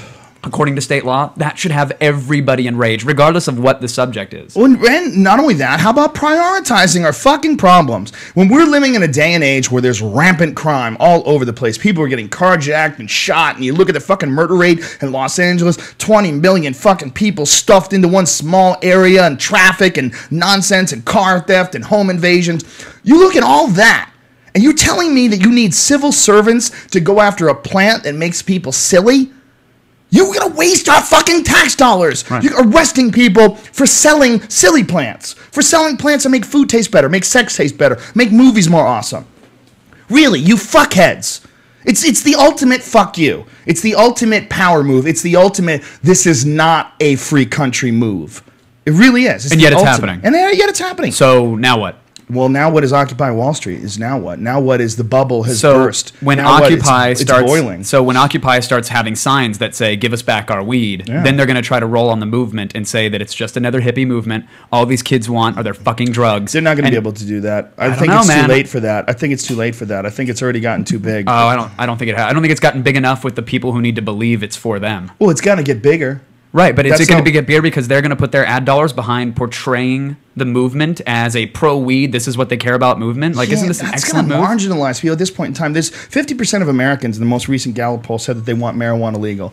That's higher than it's ever been before. It's the first time ever that it's passed the people that want it illegal. 46%. But there might still be half the country, though, that is like, fuck you, that shit needs to be illegal. That's what you hippies are about? Forget it. And it divides us up into teams again. That's what I'm saying. I don't think so. I don't think that's going to be the boiling point or rather a leverage point. Just like they don't have a leader, there's not going to be one thing. They're going to attack this thing for every fucking reason they can. What I'm saying is I don't think it's a good point. The marijuana point is not a good point because most people think it should be legal. And if you get good people arguing, think it should. Half of the people believe it should be illegal. Yeah. So you just lose half of the country right there by making this about that one moral issue. Then you pick out another issue. Then you pick out another issue. And another issue. That's what I'm saying. That's a good point. It marginalizes the whole thing. That's a good point. But I think there's enough people that do believe at this point that other people are going to have to start listening. Because there's enough people like Ron Paul and Gary Johnson, intelligent Republicans that are really pragmatic, thoughtful people that can tell you why it should be legal. But does he stand a snowball's chance in hell of being elected and affecting any change? No. Well, affecting change for sure. You know, Ron Paul is probably doing more impact socially than any other candidate besides the people that win. I absolutely agree on that. He got a partial audit of the Fed. But can you believe that they put in... How about what they found out? Trillions of dollars that were not accounted for. More than our debt over the history of this country. Yeah. They lent out without any debates, without any notification. They lent out more money than the history of the debt of our country to bankers to bail them out. They gave us one amount and then said, okay, here you go. Bail out the countries worldwide. Just go. Most people don't even understand. And that was on a partial audit. Yeah, partial audit. Most people don't even understand when you hear about the Federal Reserve System. It's not federal. Yeah, it's a private company. I mean, the line is it's as federal as Federal Express. It's a private company run for profit. It's so hard to believe that our money is all being handled by foreign banks. Yeah. I mean, that is what a mind fuck that is. Every dollar that you work your ass off to earn has debt already tacked onto it to somebody, and you don't even know it. But how is that possible that they can call it the federal bank? When I mean, what that is crazy. That's like calling a company that breaks into your house movers. Right. You know what I mean? It's like how are you calling it that? How is that legal? You know, how is it legal to call that the federal bank, the Federal Reserve? Because I think they were reserved for the reserve for the Federation, right? I mean, that was what they were. They're like, well, when this country is in dire straits, or there's a market spike, or the next depression's going to happen, we're going to be there to make it all right by printing money. We're going to be the bank that lends money to the country. What's amazing is when someone's running for president and they meet with the Bilderberg group, just out in the open. They just go and meet with them. And, you know, they have these fucking meetings, and it's all online. I want to chat with you for a few minutes. Yeah, people that, right. Bill Clinton running for president met with the Bilderberg. Oh, vote on that guy. Meanwhile, they probably all meet with them, you know. But clearly. They just figure out who's the best puppet. Clearly. Has that ever been And more? that's so frustrating with Obama right now. Yeah. Because I was just going to ask you that. Has it ever bbeen more evident? So clear. And I was duped. I was fucking duped. I was sold on the hope and change. Yeah. And the reason I was duped was not because I wanted to believe in the posters, but because I looked at where the money came from. And it came from guys like me. I don't know if it came from you or you, but it came from individuals. It wasn't so much from the corporations. There was some there. I wonder if it even did. I mean, who the fuck is auditing where the money comes from and who's... There's a couple sites that look at donations and whatnot, but that's never they have fully... it all down? No, I mean, there's always back channels. And so for all I know, yes, the corporations could have totally put them in there. But I know that I donated, and I know a lot of other people donated, and so the sentiment amongst guys like myself who feel like sheeps now, the sentiment was, hey, the people are putting him here, so he's got the chance for the hope and change. He's going to fuck those banks over. He's going to get us out of those wars, like he said. He's going to do this, that, the other. And I thought because, well, my money went to put that there, and so did millions of others of Americans, he's going to feel beholding to us. Yeah, well, he just escalated everything. Escalated everything. Continued the same policies right More away. people are being spied on than ever. More civil More liberties rendition is happening. Guantanamo's not Yeah. fucking closed down. Not We're at all. still in wars. Remember that? Yeah. We're going to close down We're gonna Guantanamo get it Bay. closed down. Oh, listen, it's a logistics thing. We got an Excel spreadsheet. It's going to take us like a year to figure it out, guys. Yeah. No, you're not closing that motherfucker down. Yeah, meanwhile... You're clearly not. And then taking the guys who are responsible for defrauding the nation, these guys from JP Morgan, from Citibank, from Goldman Sachs, from Bank of America, and putting them in positions of power, in positions where they can control the money. You put those guys in power, the ones that literally fuck this country by selling faulty mortgages and betting against their own customers. That's the crazy shit. Like betting against them, selling you shit in a box, putting a AAA rating on it and saying, dude, this is so secure, you're going to love this shit. Oh, yeah, we bet against it, now it's going to fail. And then you're going to give me the money to bail me out. He put those motherfuckers in his cabinet. I'm happy Don't Ask, Don't Tell got repealed, but you got some fucking work to do if you want to get my vote. That's again. a crumb. That's what I mean. But that's they a use goddamn crumb. I had a sign. You're allowed to be our hired killer, even if you're gay. Congratulations, the world's perfect now. Right? Yeah, That's ridiculous. we need those numbers up. We don't need gay people killing people. We don't need any new people killing people. I was out at the rally with a sign that said, "Wall Street wants to gay marry your illegal abortions." And people were like, "What, are you trolling this event? What are you doing?" And I'm like, no. I'm saying that like someone might see this and get outraged. And the statement that I'm trying to make, which was woefully missed, I get it now. But the statement I was trying to make was that the same anger you have for moral issues, you need to apply to the issues that are the fundamental problems right now. In my opinion, it's not those little moral issues that are on this sign that you're being offended by right now. It's these bankers that took the fucking money. It's the government that's bought by the bankers. It's the police force that's being paid by them to stifle your rights to protest. It's all that shit. Like if that foundation crumbles, we won't be able to have the conversations about the moral shit that you want to have a conversation on. Yeah, that just won't exist anymore. I had to read Matt Taibbi's articles about every single I want him aspect to of lead it. this movement, even though they I can't have a had to leader. read them 10 fucking times just to even understand all the bullshit that exists behind the scenes, derivatives and shorting, and it's so hard to believe that there's an economy based on gambling, that things are going to fail, and that is 100 times larger than the actual economy. Right. It's all based on speculation. Wrap your fucking head around that. It's like I get to bet on a horse in the race. I get to bet that horse isn't going to finish the race. And I get to put the horse in that race. I know he's not going to finish. And I'm going to tell you this is going to be the number one horse. You're going to be super secure. Give that money with me. There we go. And horse dies on the fucking first lap. And nobody, there's not been, since the savings and loan scandal. No one's been arrested. Which is a fraction. The savings and loan scandal was a fraction of this fraud movement. Enron was a fraction of it in terms of detriment to the country and homes and our budgets. Fraction, and not one person has been investigated or put away. How gross is that? Yeah. What a disgusting. weird world we live in. We are literally being sucked dry by financial vampires. Yeah. It's like there's a vampire colony that's preying on our people, but the way they're doing it, instead of sucking blood out, they're sucking money out. And they live in these opulent castles that you can go nowhere near, and there's armed guards and fucking fences, and they're sleeping in their coffins, and they're just sucking money out of it. And they're doing it, and they're doing it legally somehow or another. Yeah. They're donating money to the cops, $4.6 million to the cops, so they can fucking keep them away from them while the protests are going on. Fuck, man. Yeah. It's insane. Have you ever seen The American Dream, the animated cartoon? No. It explains Oh, I the have. Fed Yes, I in like a have. very simple, Yeah. beautiful way. Inside Job was a great one for that. Now people are starting to get aware of that. And Inside Job's Inside Job's amazing. phenomenal. But again, The I had to watch it by the way, 40 it's a times. documentary. Yeah, exactly. But how amazing is it when that guy's questioning all these different professors that now what these guys they become professors and then they get jobs working for the government. So when they're professors, they say shit that turns out to not be fucking true at all. They say shit that enables businesses to get away with creepy things because, well, we went to this financial expert and this is what his opinion is. He's like, hey, everything's going to be cool. And they're like, hey, he said everything's going to be cool. He's got a PhD. And then it turns out this cocksucker goes and starts working for the federal government afterwards or starts working for some big corporation afterwards and gets some cushy-ass fucking job and is making X millions of dollars per year because of his decisions that he made that support these fucking vampire criminals. It's the same revolving door with the SEC right now. Like the guys who are supposed to be regulating Wall Street and putting cases, up to the government so they can actually enforce them. They know that if they don't prosecute, if they don't do anything, there's going to be a revolving door. When they're done with their 2 or 3 years, they can hop right on over and work for the guys that they were supposed to be investigating. There's no laws against that. What's going to happen? So this is what we all see. We all see Occupy Wall Street. We all see people freaking out. We all see how many people are like us all across the country. I mean, what is this? This is just a conversation between friends. How many friends are sitting around smoking a joint, drinking a couple of beers, having the same fucking conversation, spitting at each other in a bar somewhere, going, these motherfuckers, what's going to happen? Where's this go? It's a great question. Because it's more than ever before. It's more than at any time in my life. This is like, we are right now at like Vietnam protest levels. We're like we're at the state where you see that girl get maced in New York, and you hear that guy only got fucking 10 days of vacation time removed from. You're like, how is that guy allowed to be a fucking cop? You went around and maced some chicks.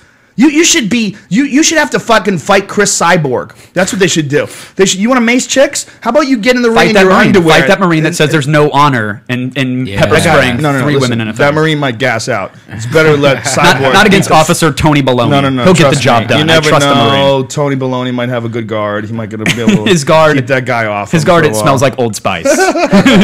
His guard ain't going to be that strong against that Marine. One cop threw a sucker punch at one of the protesters, and it was like the worst punch ever. Yeah. You're like, you should never be confident enough to punch a man with that whack-ass technique you have. You don't know how to fight at all. Right. And yet you have the balls to throw a punch in a crowd against an unarmed protester? You fuckhead. Which shows just how fucking peaceful, despite the agent provocateurs, it shows just how peaceful this movement truly is, because they know that that's the only way. Well, it's also that you see these cops that are older cops, that are the white shirt cops. Those are the guys that are older cops that have been in the force a long time, and they get jaded. Yeah. And they've seen the worst of humanity. They get entitled too, and they get cocky and they think that they can get away with some shit. That's what enabled him to pull the trigger and punch. But they've also dealt with like scum day in and day out, like you said. So they see somebody in their face screaming at them, which that should not be happening. But they see that, and they go, "Okay, I'm now identifying you as scum right now." But we got to win the police over if this thing's gonna work at all, and that concerns me. That's an uphill battle. Oh, I don't think so. Like I said before, I think the cops are gonna figure it out eventually. That it's all a pile of horse shit once things start sliding.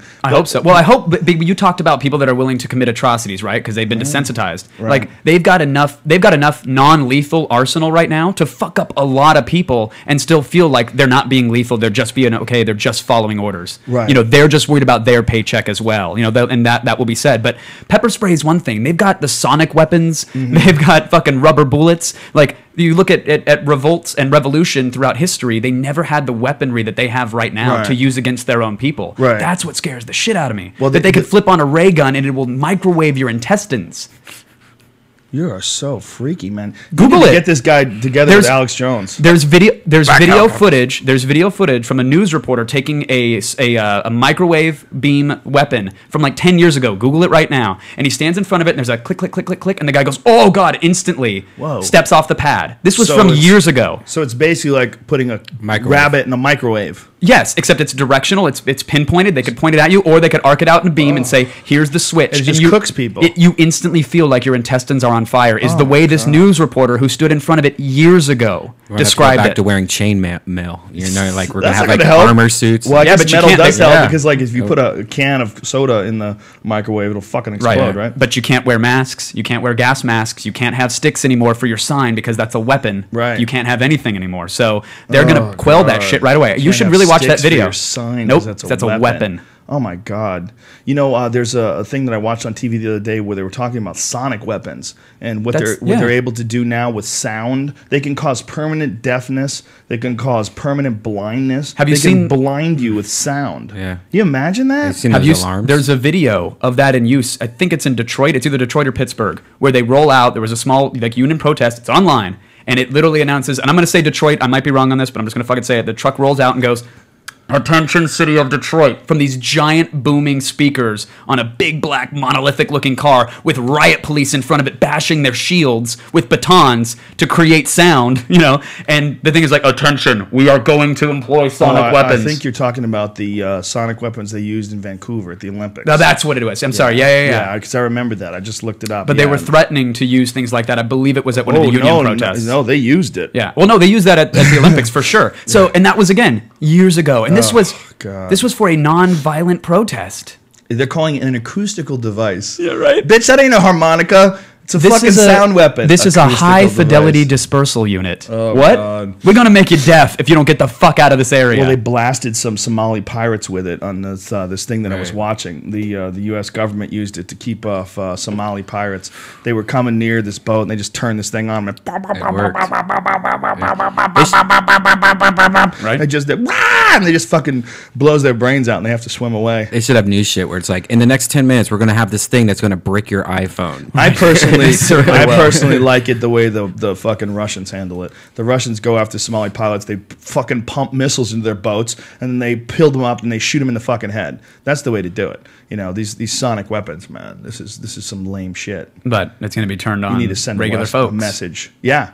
That's Maybe. what concerns me. Yeah, well, that's a real concern. When technology, as far as weapons and shit and riot stuff, when it becomes viable, when it becomes something that people can make money developing, and these weapons companies, they're going to start turning it on people. Well, why else would you build them and buy them? I mean, that's the last. And dude, here's what's going to happen, right? The military-industrial complex. You got to think that if there's money in making war, there's also money in keeping peace. There's also money in battling against insurgents right here in America. I mean, that's what people are going to be called. The true version of insurgency. I mean, the people that are rallying up against the oppressive force. Right. And what they're going to see is what worries me about this is that the imagery, like when they shoot people in protests, right, in the Arab Spring, and you see people just getting fucking shot, you go, holy shit, man, that's fucked up. We got to intervene, and you get world support, and you get other people. But if they use sonic weapons, and people are angry and protesting finally, which it may have to get to, I sure fucking hope it doesn't. But even if they have an agent provocateur, spark a crowd, they're going to say, listen,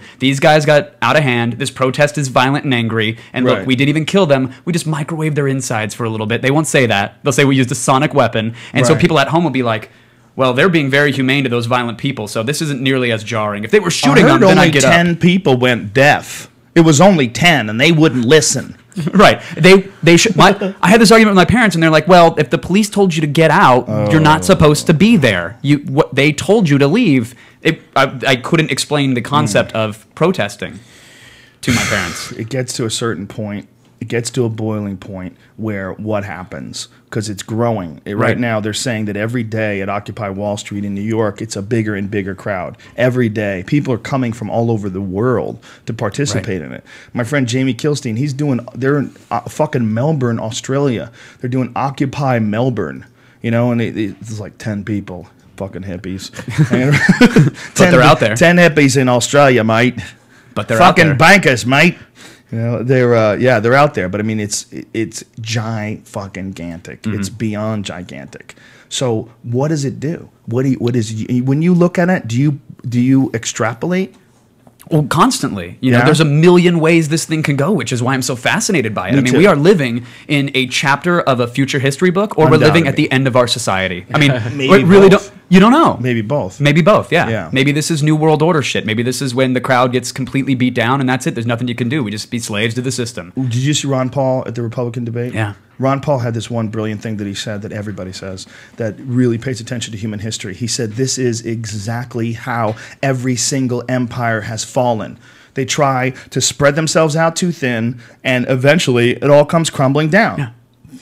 It's amazing. We have a blueprint. We've seen this. We have the knowledge to connect all the dots as to what's happening right now. And yet we're just repeating history, but with slightly different tools and in slightly different volumes. It's been ratcheted up. And we've survived a lot of that history, but who knows what atrocities could lie around the corner. But I've even looking at, like, I'm doing all right. I got a good job. I got great friends. Like, I'm doing great. And I'm really concerned for the direction of this country, which is why I'm trying to educate myself and be a little more outspoken about it. But I'm really concerned to the point where I've had the discussion of, all right, well, where's our exit strategy? What is it right now? If the shit really hits the fan tomorrow and they declare martial law in the streets, lockdown, the riot police are coming in, are the Marines going to come in and fight? Am I going to wake up tomorrow morning, my dollar's worth nothing, and there's a war zone outside my window? I mean, we're potentially 2 to 3 years away from that. Maybe more. Who knows what's going to escalate? Less. Maybe less. It could happen tomorrow. And that the notion that it could happen, not that I think it will, but the notion that it could, I never thought I would feel that in my lifetime in this country. And I feel it right now. And I've been researching, do I go to Finland, Switzerland? I mean, Japan was my exit strategy for a little while there. Love Japan, but that country's hit some fucking hard times right now. And You wouldn't go to Canada? I would go right to Vancouver. Vancouver's the shit. So I've never been to Vancouver. Vancouver, maybe I gotta go. Awesome. Is it? Yeah. You ever done shows up there? Yeah, a couple times. With me. Yeah, dude. Vancouver, first of all. Will there be a mass great exodus? comedy scene, great weed, great women, super nice people, and really a really diverse community of all sorts of different kinds of people. Now? Well, I got to be there now. Dude, I almost moved there in 1984 when Bush won again.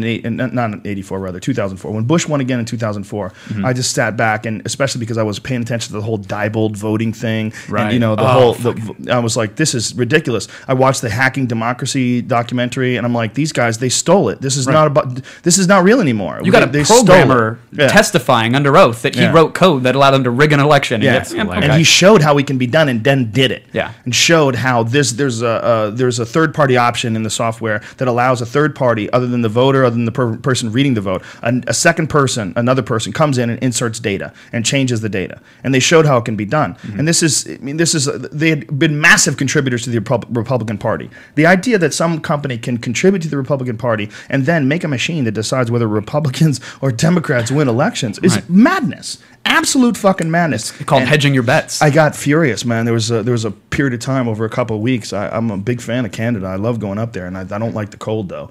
And I was like, man, Montreal would be the shit, but the winters are brutal. Fuck, where else could I live? Right. Maybe. So Toronto. You had that thought. You went through that. Man. I still do. I still go back and forth. I have my friend Bobby lives up. So in Vancouver. What's going to be the pin drop? I don't know. Can you imagine? What's the catalyst? As I get older, it might just be as I get older. I just decide enough is enough of this nonsense. You don't have to live in this country. We are eventually becoming a global society. The connectivity that we all enjoy right now because of the internet lets people realize that communities, like my message board, I have a massive message board, and this community is a message board of really cool people from everywhere, man. I have people from fucking Saudi Arabia. I have people from foreign countries. I have Asian countries. I have people from Canada, a lot of fucking people from Canada, people from Switzerland and Sweden, all over the fucking world. And it leads me to believe that this idea that a fucking line in the dirt can dictate where you're from. Right. No. It should be like-minded people. It should be cool people, like-minded people. Find them. And if you find a spot, it's across the dirt line. It's no good anymore. Yeah, but it's awesome. Whether it's fucking Costa Rica or where the fuck it is.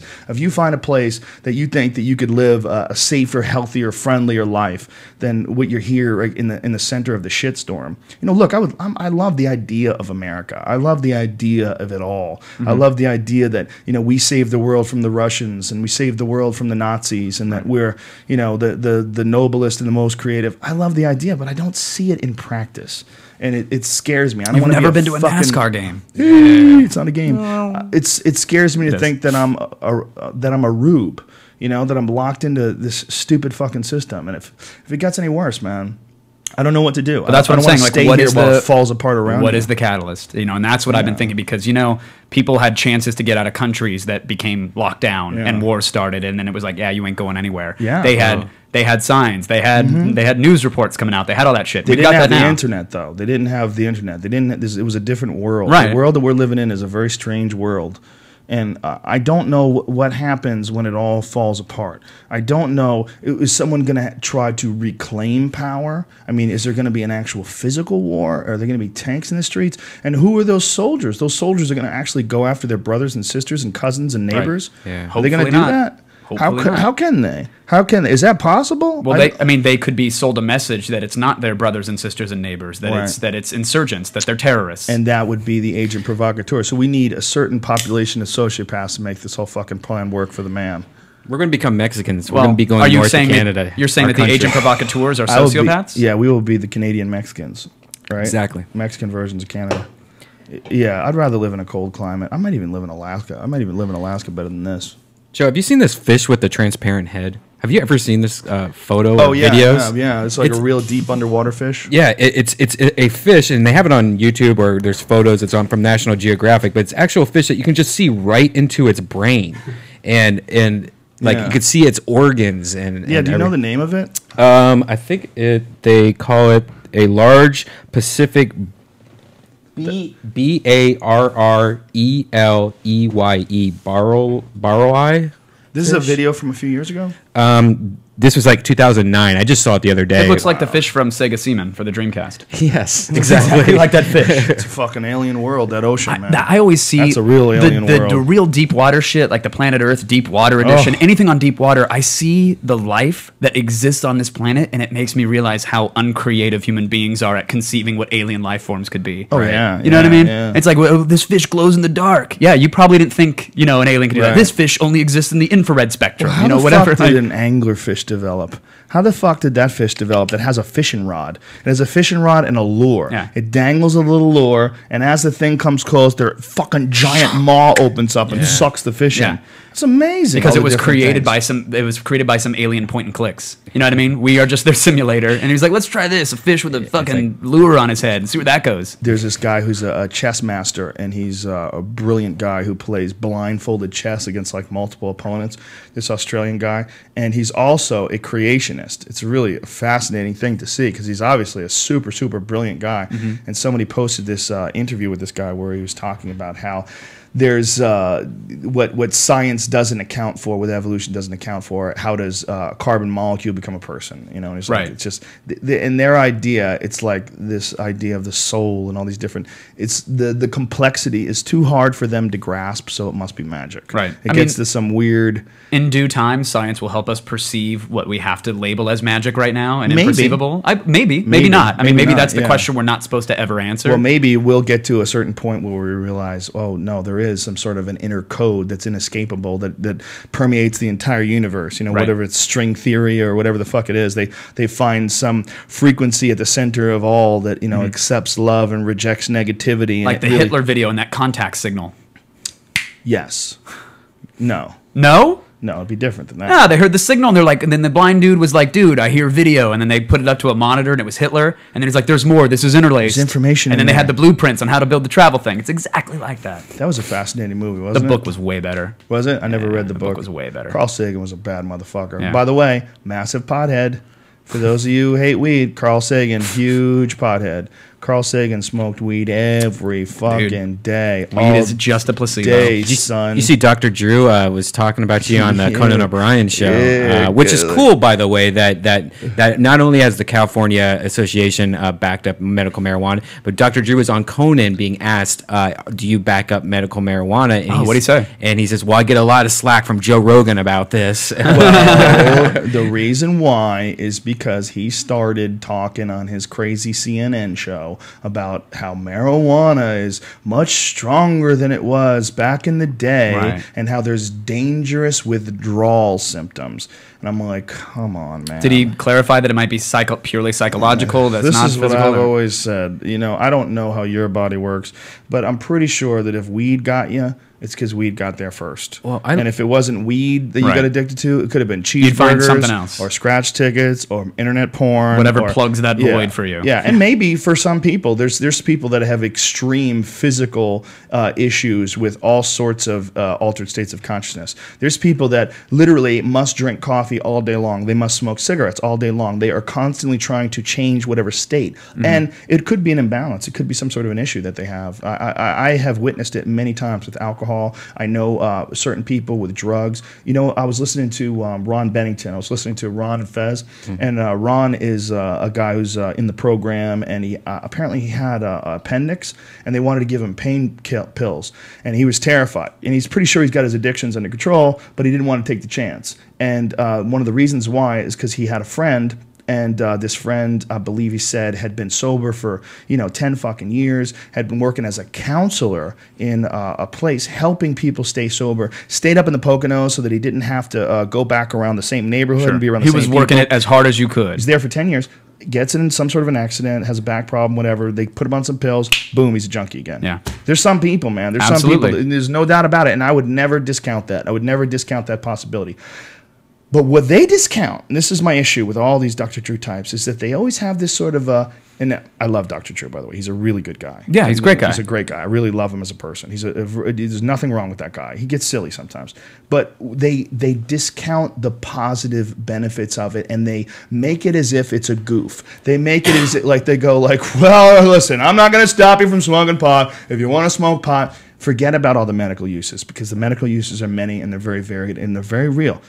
The actual benefits of it for the human race are substantial. Right. They're huge. And they're not something you should just dismiss and diminish, because popular opinion is laced with the propaganda from 1930s, and it has just entwined itself into our culture to the point where people believe all sorts of bullshit and nonsense about what is really an amazing beneficial plant. And maybe you can't handle it, maybe you don't like it, but to tell me that this thing, this turbocharger for the imagination, this thing that makes you more sensitive, makes you more loving, it makes you more friendly, it makes food taste better, makes sex taste better, it doesn't harm you in any way, you wake up in the morning, you fucking feel great, you don't feel hungover, you telling me that this thing that I take in that does this is bad? I'm telling you it could fix the fucking world. I'm telling you it changes consciousness. I'm telling you it's a fucking tool, man. It's a tool like a hammer or a fucking jackhammer or a laser beam. It's anything else. Do you think he fundamentally disagrees with you? No. Or do you think that he needs what the world needs is a shaman. They need shaman. They need people who have experienced altered states of consciousness and not only know how to navigate them, can talk other people through them and do it on a professional level. What they've done for thousands and thousands of years in the rainforest, we need to apply, not just with marijuana, but all the different tools of consciousness, including alcohol. Right. They should have places where they teach you how to drink alcohol. I enjoy alcohol. I like it. I like having a shot or two with my friends. Mm-hmm. It makes me loose. It makes me silly. I start enjoying things a little bit more. I want to dance. I don't think it's bad, but right. I think there would be benefit so many fucking people if when you were 19 or 20, they took you to a fucking class where some smart, interesting person taught you about drinking and gave you some fucking things to think about. Mm-hmm. Here's what you need to think about. Why don't you write down, how about this? You're a new drinker? Write down on your iPhone every time you have a drink. Is that hard? Send yourself a text message. Send a friend a text message every time you have a drink. And he has to send you a text message every time he has a drink. So that you get like 6-7 drinks in from this guy, you can call him up and go, hey bro, you should stop drinking. You texted me 45 minutes ago and you've had 9 drinks. What the fuck are you doing? Who's watching you? Who's looking out for you? Who's driving you home? That's not a bad idea. Yeah, you're teaching social responsibility with what's available. It's social responsibility, but it's also shamanism. I got it, but do you think Dr. Drew disagrees with that? No, he doesn't. We actually had a podcast yesterday that we went through all the entire stuff that Dr. Drew has said about marijuana all in a row, and we ended up with what he said on Conan. And he's actually saying that one of the biggest things right now is that there's people that get addicted to marijuana. Marijuana is addictive to people, and that is. And then if you look it's not physically though, dude. It's addictive, like jerking off's addictive. Right, but one of the biggest things right now that's filling a hospital room or hospitals and stuff like that is people, freaking out on marijuana and stuff like that. And one of the things, filling a hospital room, people having panic attacks and going to hospitals is big. Agreed. Brian's just saying that because that happened to him. He got so high, he had to pull over to the side of the road and call an ambulance. Well, that's not true. That's 100% not true. Well, actually, I wasn't high at all when that happened. But here's the thing: Drew has to say this could happen. He has to, as a physician, say that could happen. He's saying that's one of his biggest things that he treats is medical marijuana addiction. So what he was saying is that it is addictive because people do get addictive because he has to deal with it all the time. Now he's saying he's for medical marijuana. He says that especially now that after this thing, but to Joe's point, it is addictive. To your point, though, if there was a shaman, whether it's yourself or Dr. Drew or the fucking internet, that said, hey, this can be addictive, here's what happens, instead of it's either going to be reefer madness or it's the greatest thing ever. I mean, you need a balanced approach. You need to educate people. I think we all know somebody that spends over $40 a day on marijuana. Probably, yeah. I know a few people that fucking just go to the store and just fucking spend a shitload of money every single day and smokes that money. This is the current study. This current study believe that 10% of recreational users will develop problems severe enough to impair their work and relationships. Very simple. Take the money that they would make from taxes from marijuana if it was legal. I've always said, if you want to have marijuana legal, just how about this? You want to give people an incentive? Make it tax it higher than everything else. Give it a tax like you did to cigarettes or alcohol. Right. Give it a tax, and then take a portion of that and use it for treatment centers for these 10% that have wacky fucking genes or whatever it is. Right. It's not. But for most of us, it's not physically addictive. But a lot of people like to escape, man. And they like to escape with video games. And if they don't escape with video games, they like to escape with weed. I've been addicted to things before that aren't addictive, like video games. I've been addicted to playing pool. I've been addicted to working out. I've been addicted to several things in my life that were impulses. Masturbation. I've had moments in my life, especially when I was a young man, where, you know, you'd masturbate. Like, have you ever done that? Like, masturbate? You're not even horny. Meanwhile, you're beating off like for the third or fourth time in the day. You're like, what the fuck is wrong with me? There's a difference, I think, between when you have a fucked up life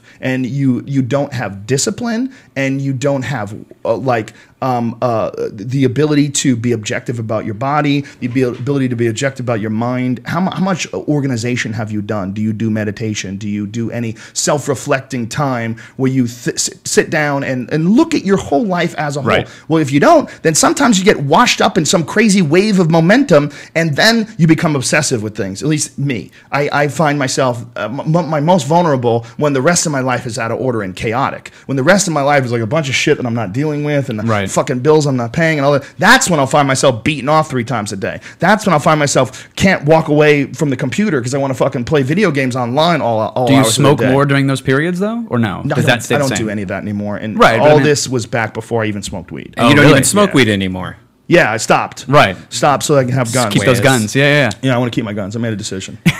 cunt, fucking government, you cunts. Yeah, when I actually got pulled over, bitches. I love the good ones. Don't get me wrong. I love the good cops. Joe, I love the good cops. When I pulled over, that wasn't actually weed. That was caffeine. That was from energy drinks. From that was the gay climbing out of every pore in your body.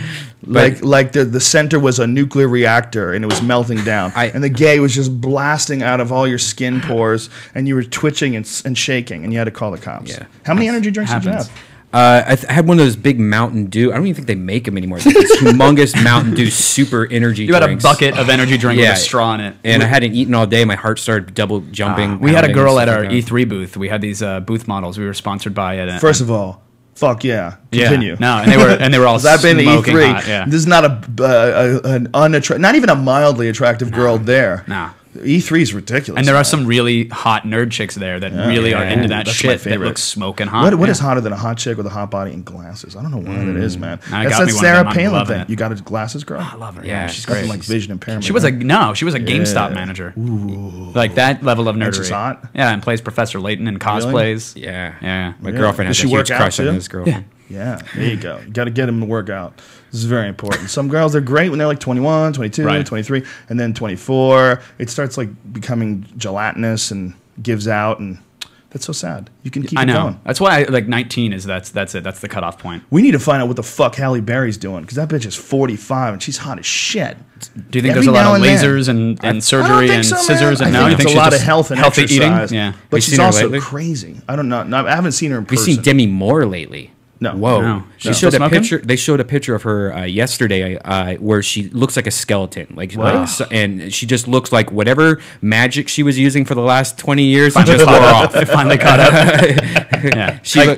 This is going to take more mana, but fuck it. I'm going to cast this sexy spell. Run to the castle. Her arms look like Charlie Sheen's penis now, if you look at her. You can't blame Ashton Kutcher. Ashton ran.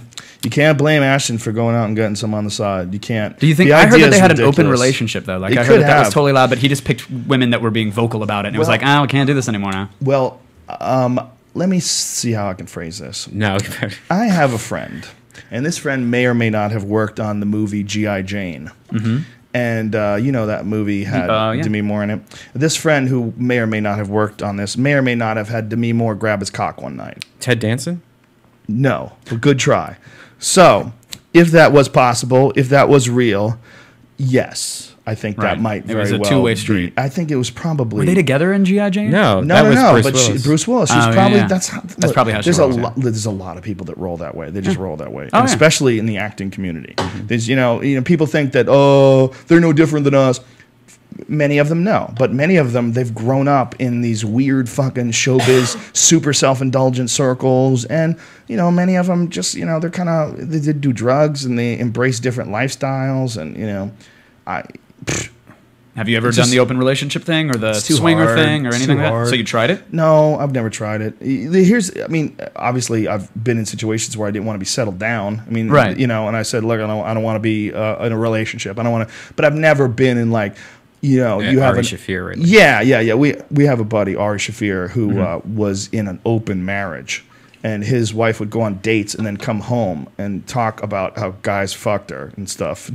He should really do material on that. Why doesn't he do material? Yeah, on he's that? weird about that, right? Yeah, I don't think. Maybe he doesn't want the world to know. Whoops. Well, there's that. Oopsies! We were talking about Ted Danson. Yeah. Yeah, not Ari Shaffir. That guy who looks like Ari Shaffir. Was he getting off to it? Like they were their thing, or no? It eventually didn't work. I don't know, man. You'd have to ask him about that. I don't want to say. No, yeah, that's I already true. said too much as it is. I think he said it before. Yeah, I said it before. I wouldn't have said it if he hadn't said it. But he's crazy. Ari's crazy. Ari's a wild motherfucker, though. Ari will.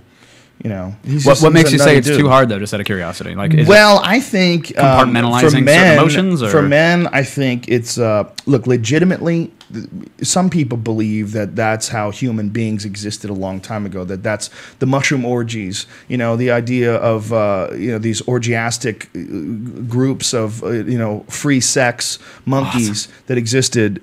Millions of years ago. McKenna had that whole thing that he believed that, and it really, the idea behind it is that at one point in time, mushrooms were a huge part of human diets, and they were part of all these rituals, and people would get together and eat them, and they would have these orgies and have all these parties and have a good time. And that slowly but surely, the climate changed, the mushrooms became more and more rare, and they were hoarded by the elites, and then they were also kept from other people. And then the sort of this orgiastic communal society that we had, this matriarchal society, by the way, that worshiped the mother and worshiped the Mother Earth, and which mushrooms sort of tend to put you in tune with that frequency. Absolutely, yeah. That all dissolved as climate change. And he actually documents it down to them taking mushrooms and putting them in honey, and that the honey became psychoactive as well, because honey, when it ferments, becomes mead. And then you have a completely polar opposite society. You have an alcohol-based society, which is, inflates the ego, diminishes objectivity and self-awareness, and diminishes the feelings of, of connectivity.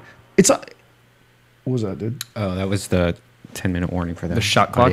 Was it? You have a 10-minute warning? Yeah. All right. Well, let's fucking wrap this bitch up. Let's bring this motherfucker home. We've covered just about everything. Kevin So Pereira, good to see you again, man. Once again, you are a bad motherfucker. Well, thank you, Every sir. time you come on this podcast, you do not disappoint. Appreciate it. For those who want to follow this brilliant man on Twitter, it's KPEREIRA. Don't you fucking laugh when I call you brilliant. And You're watch brilliant. him on Attack of the No, Show. I- Brilliant. I appreciate Accept that. it. Suck it. I'm gonna. That's Take tonight. it inside you. Tonight I'm pounding that into a fleshlight. So I appreciate it. I'll give you a new one, a freshie. I want to try this alpha dog. Alpha. Yeah, What is it? The alpha brain. because I will Yes, absolutely try it. report back. Yeah, I'll give you a big bottle. And Love if it. you folks at home, you want to try it. First of all, if you don't want to try it, don't. If you want the effects, but Stop you don't fighting want with to the pay for internet. it, Stop qualifying Go with the internet. online and find the ingredients. I welcome you to copy the ingredients. Go ahead, copy it, do it all yourself. But if you want a one-stop shop and you want to do it all yourself, I enjoy it. It's called Alpha Brain. And if you go to onnit.com, ONNIT.com, and when you're ordering, you enter in the code name Rogan, you will save 10%. And let me know if you love it or hate it. Holla at me on Twitter, bitches. I've been remembering my dreams like crazy, super detail. I remember the last 3 nights of my dreams. I take it at night on purpose. Yeah, me too. I 3 at didn't- night. Yeah, I take them right before I go to bed on purpose. Me too. But usually I take them in the morning. Anyway, what the fuck ever.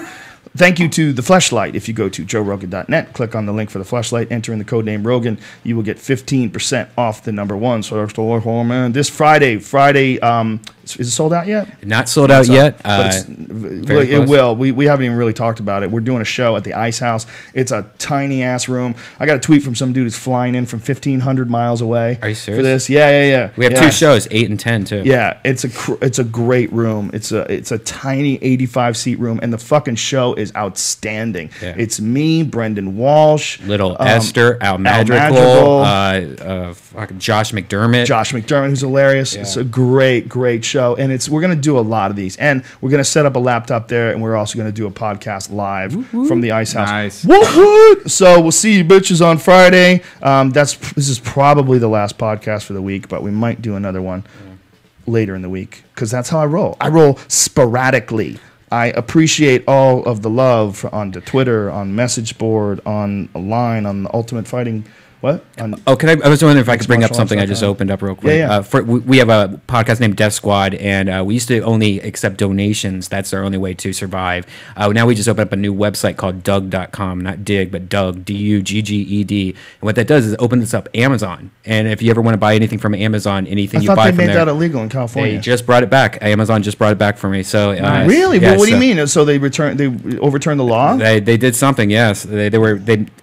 Amazon had this associates account, and they pretty much got rid of it. And they when did it come back? It just came back 2 weeks ago. So I didn't hear about this. I didn't hear. That made me angry. Yeah. Just like I get angry about internet gambling. That's another. Yeah. I don't want to get angry. This is the end of the fucking show. Be positive. So Doug, positive, ladies and gentlemen. Doug.com. D-U-G-G-E-D. Doug.com. All right. Thanks to everyone online. We love all you bitches. Keep it together. We're all in this motherfucker together, and shit's getting crazy. It's all gonna change. But keep your frequency positive. Work hard. Stay honest. May the force be with you.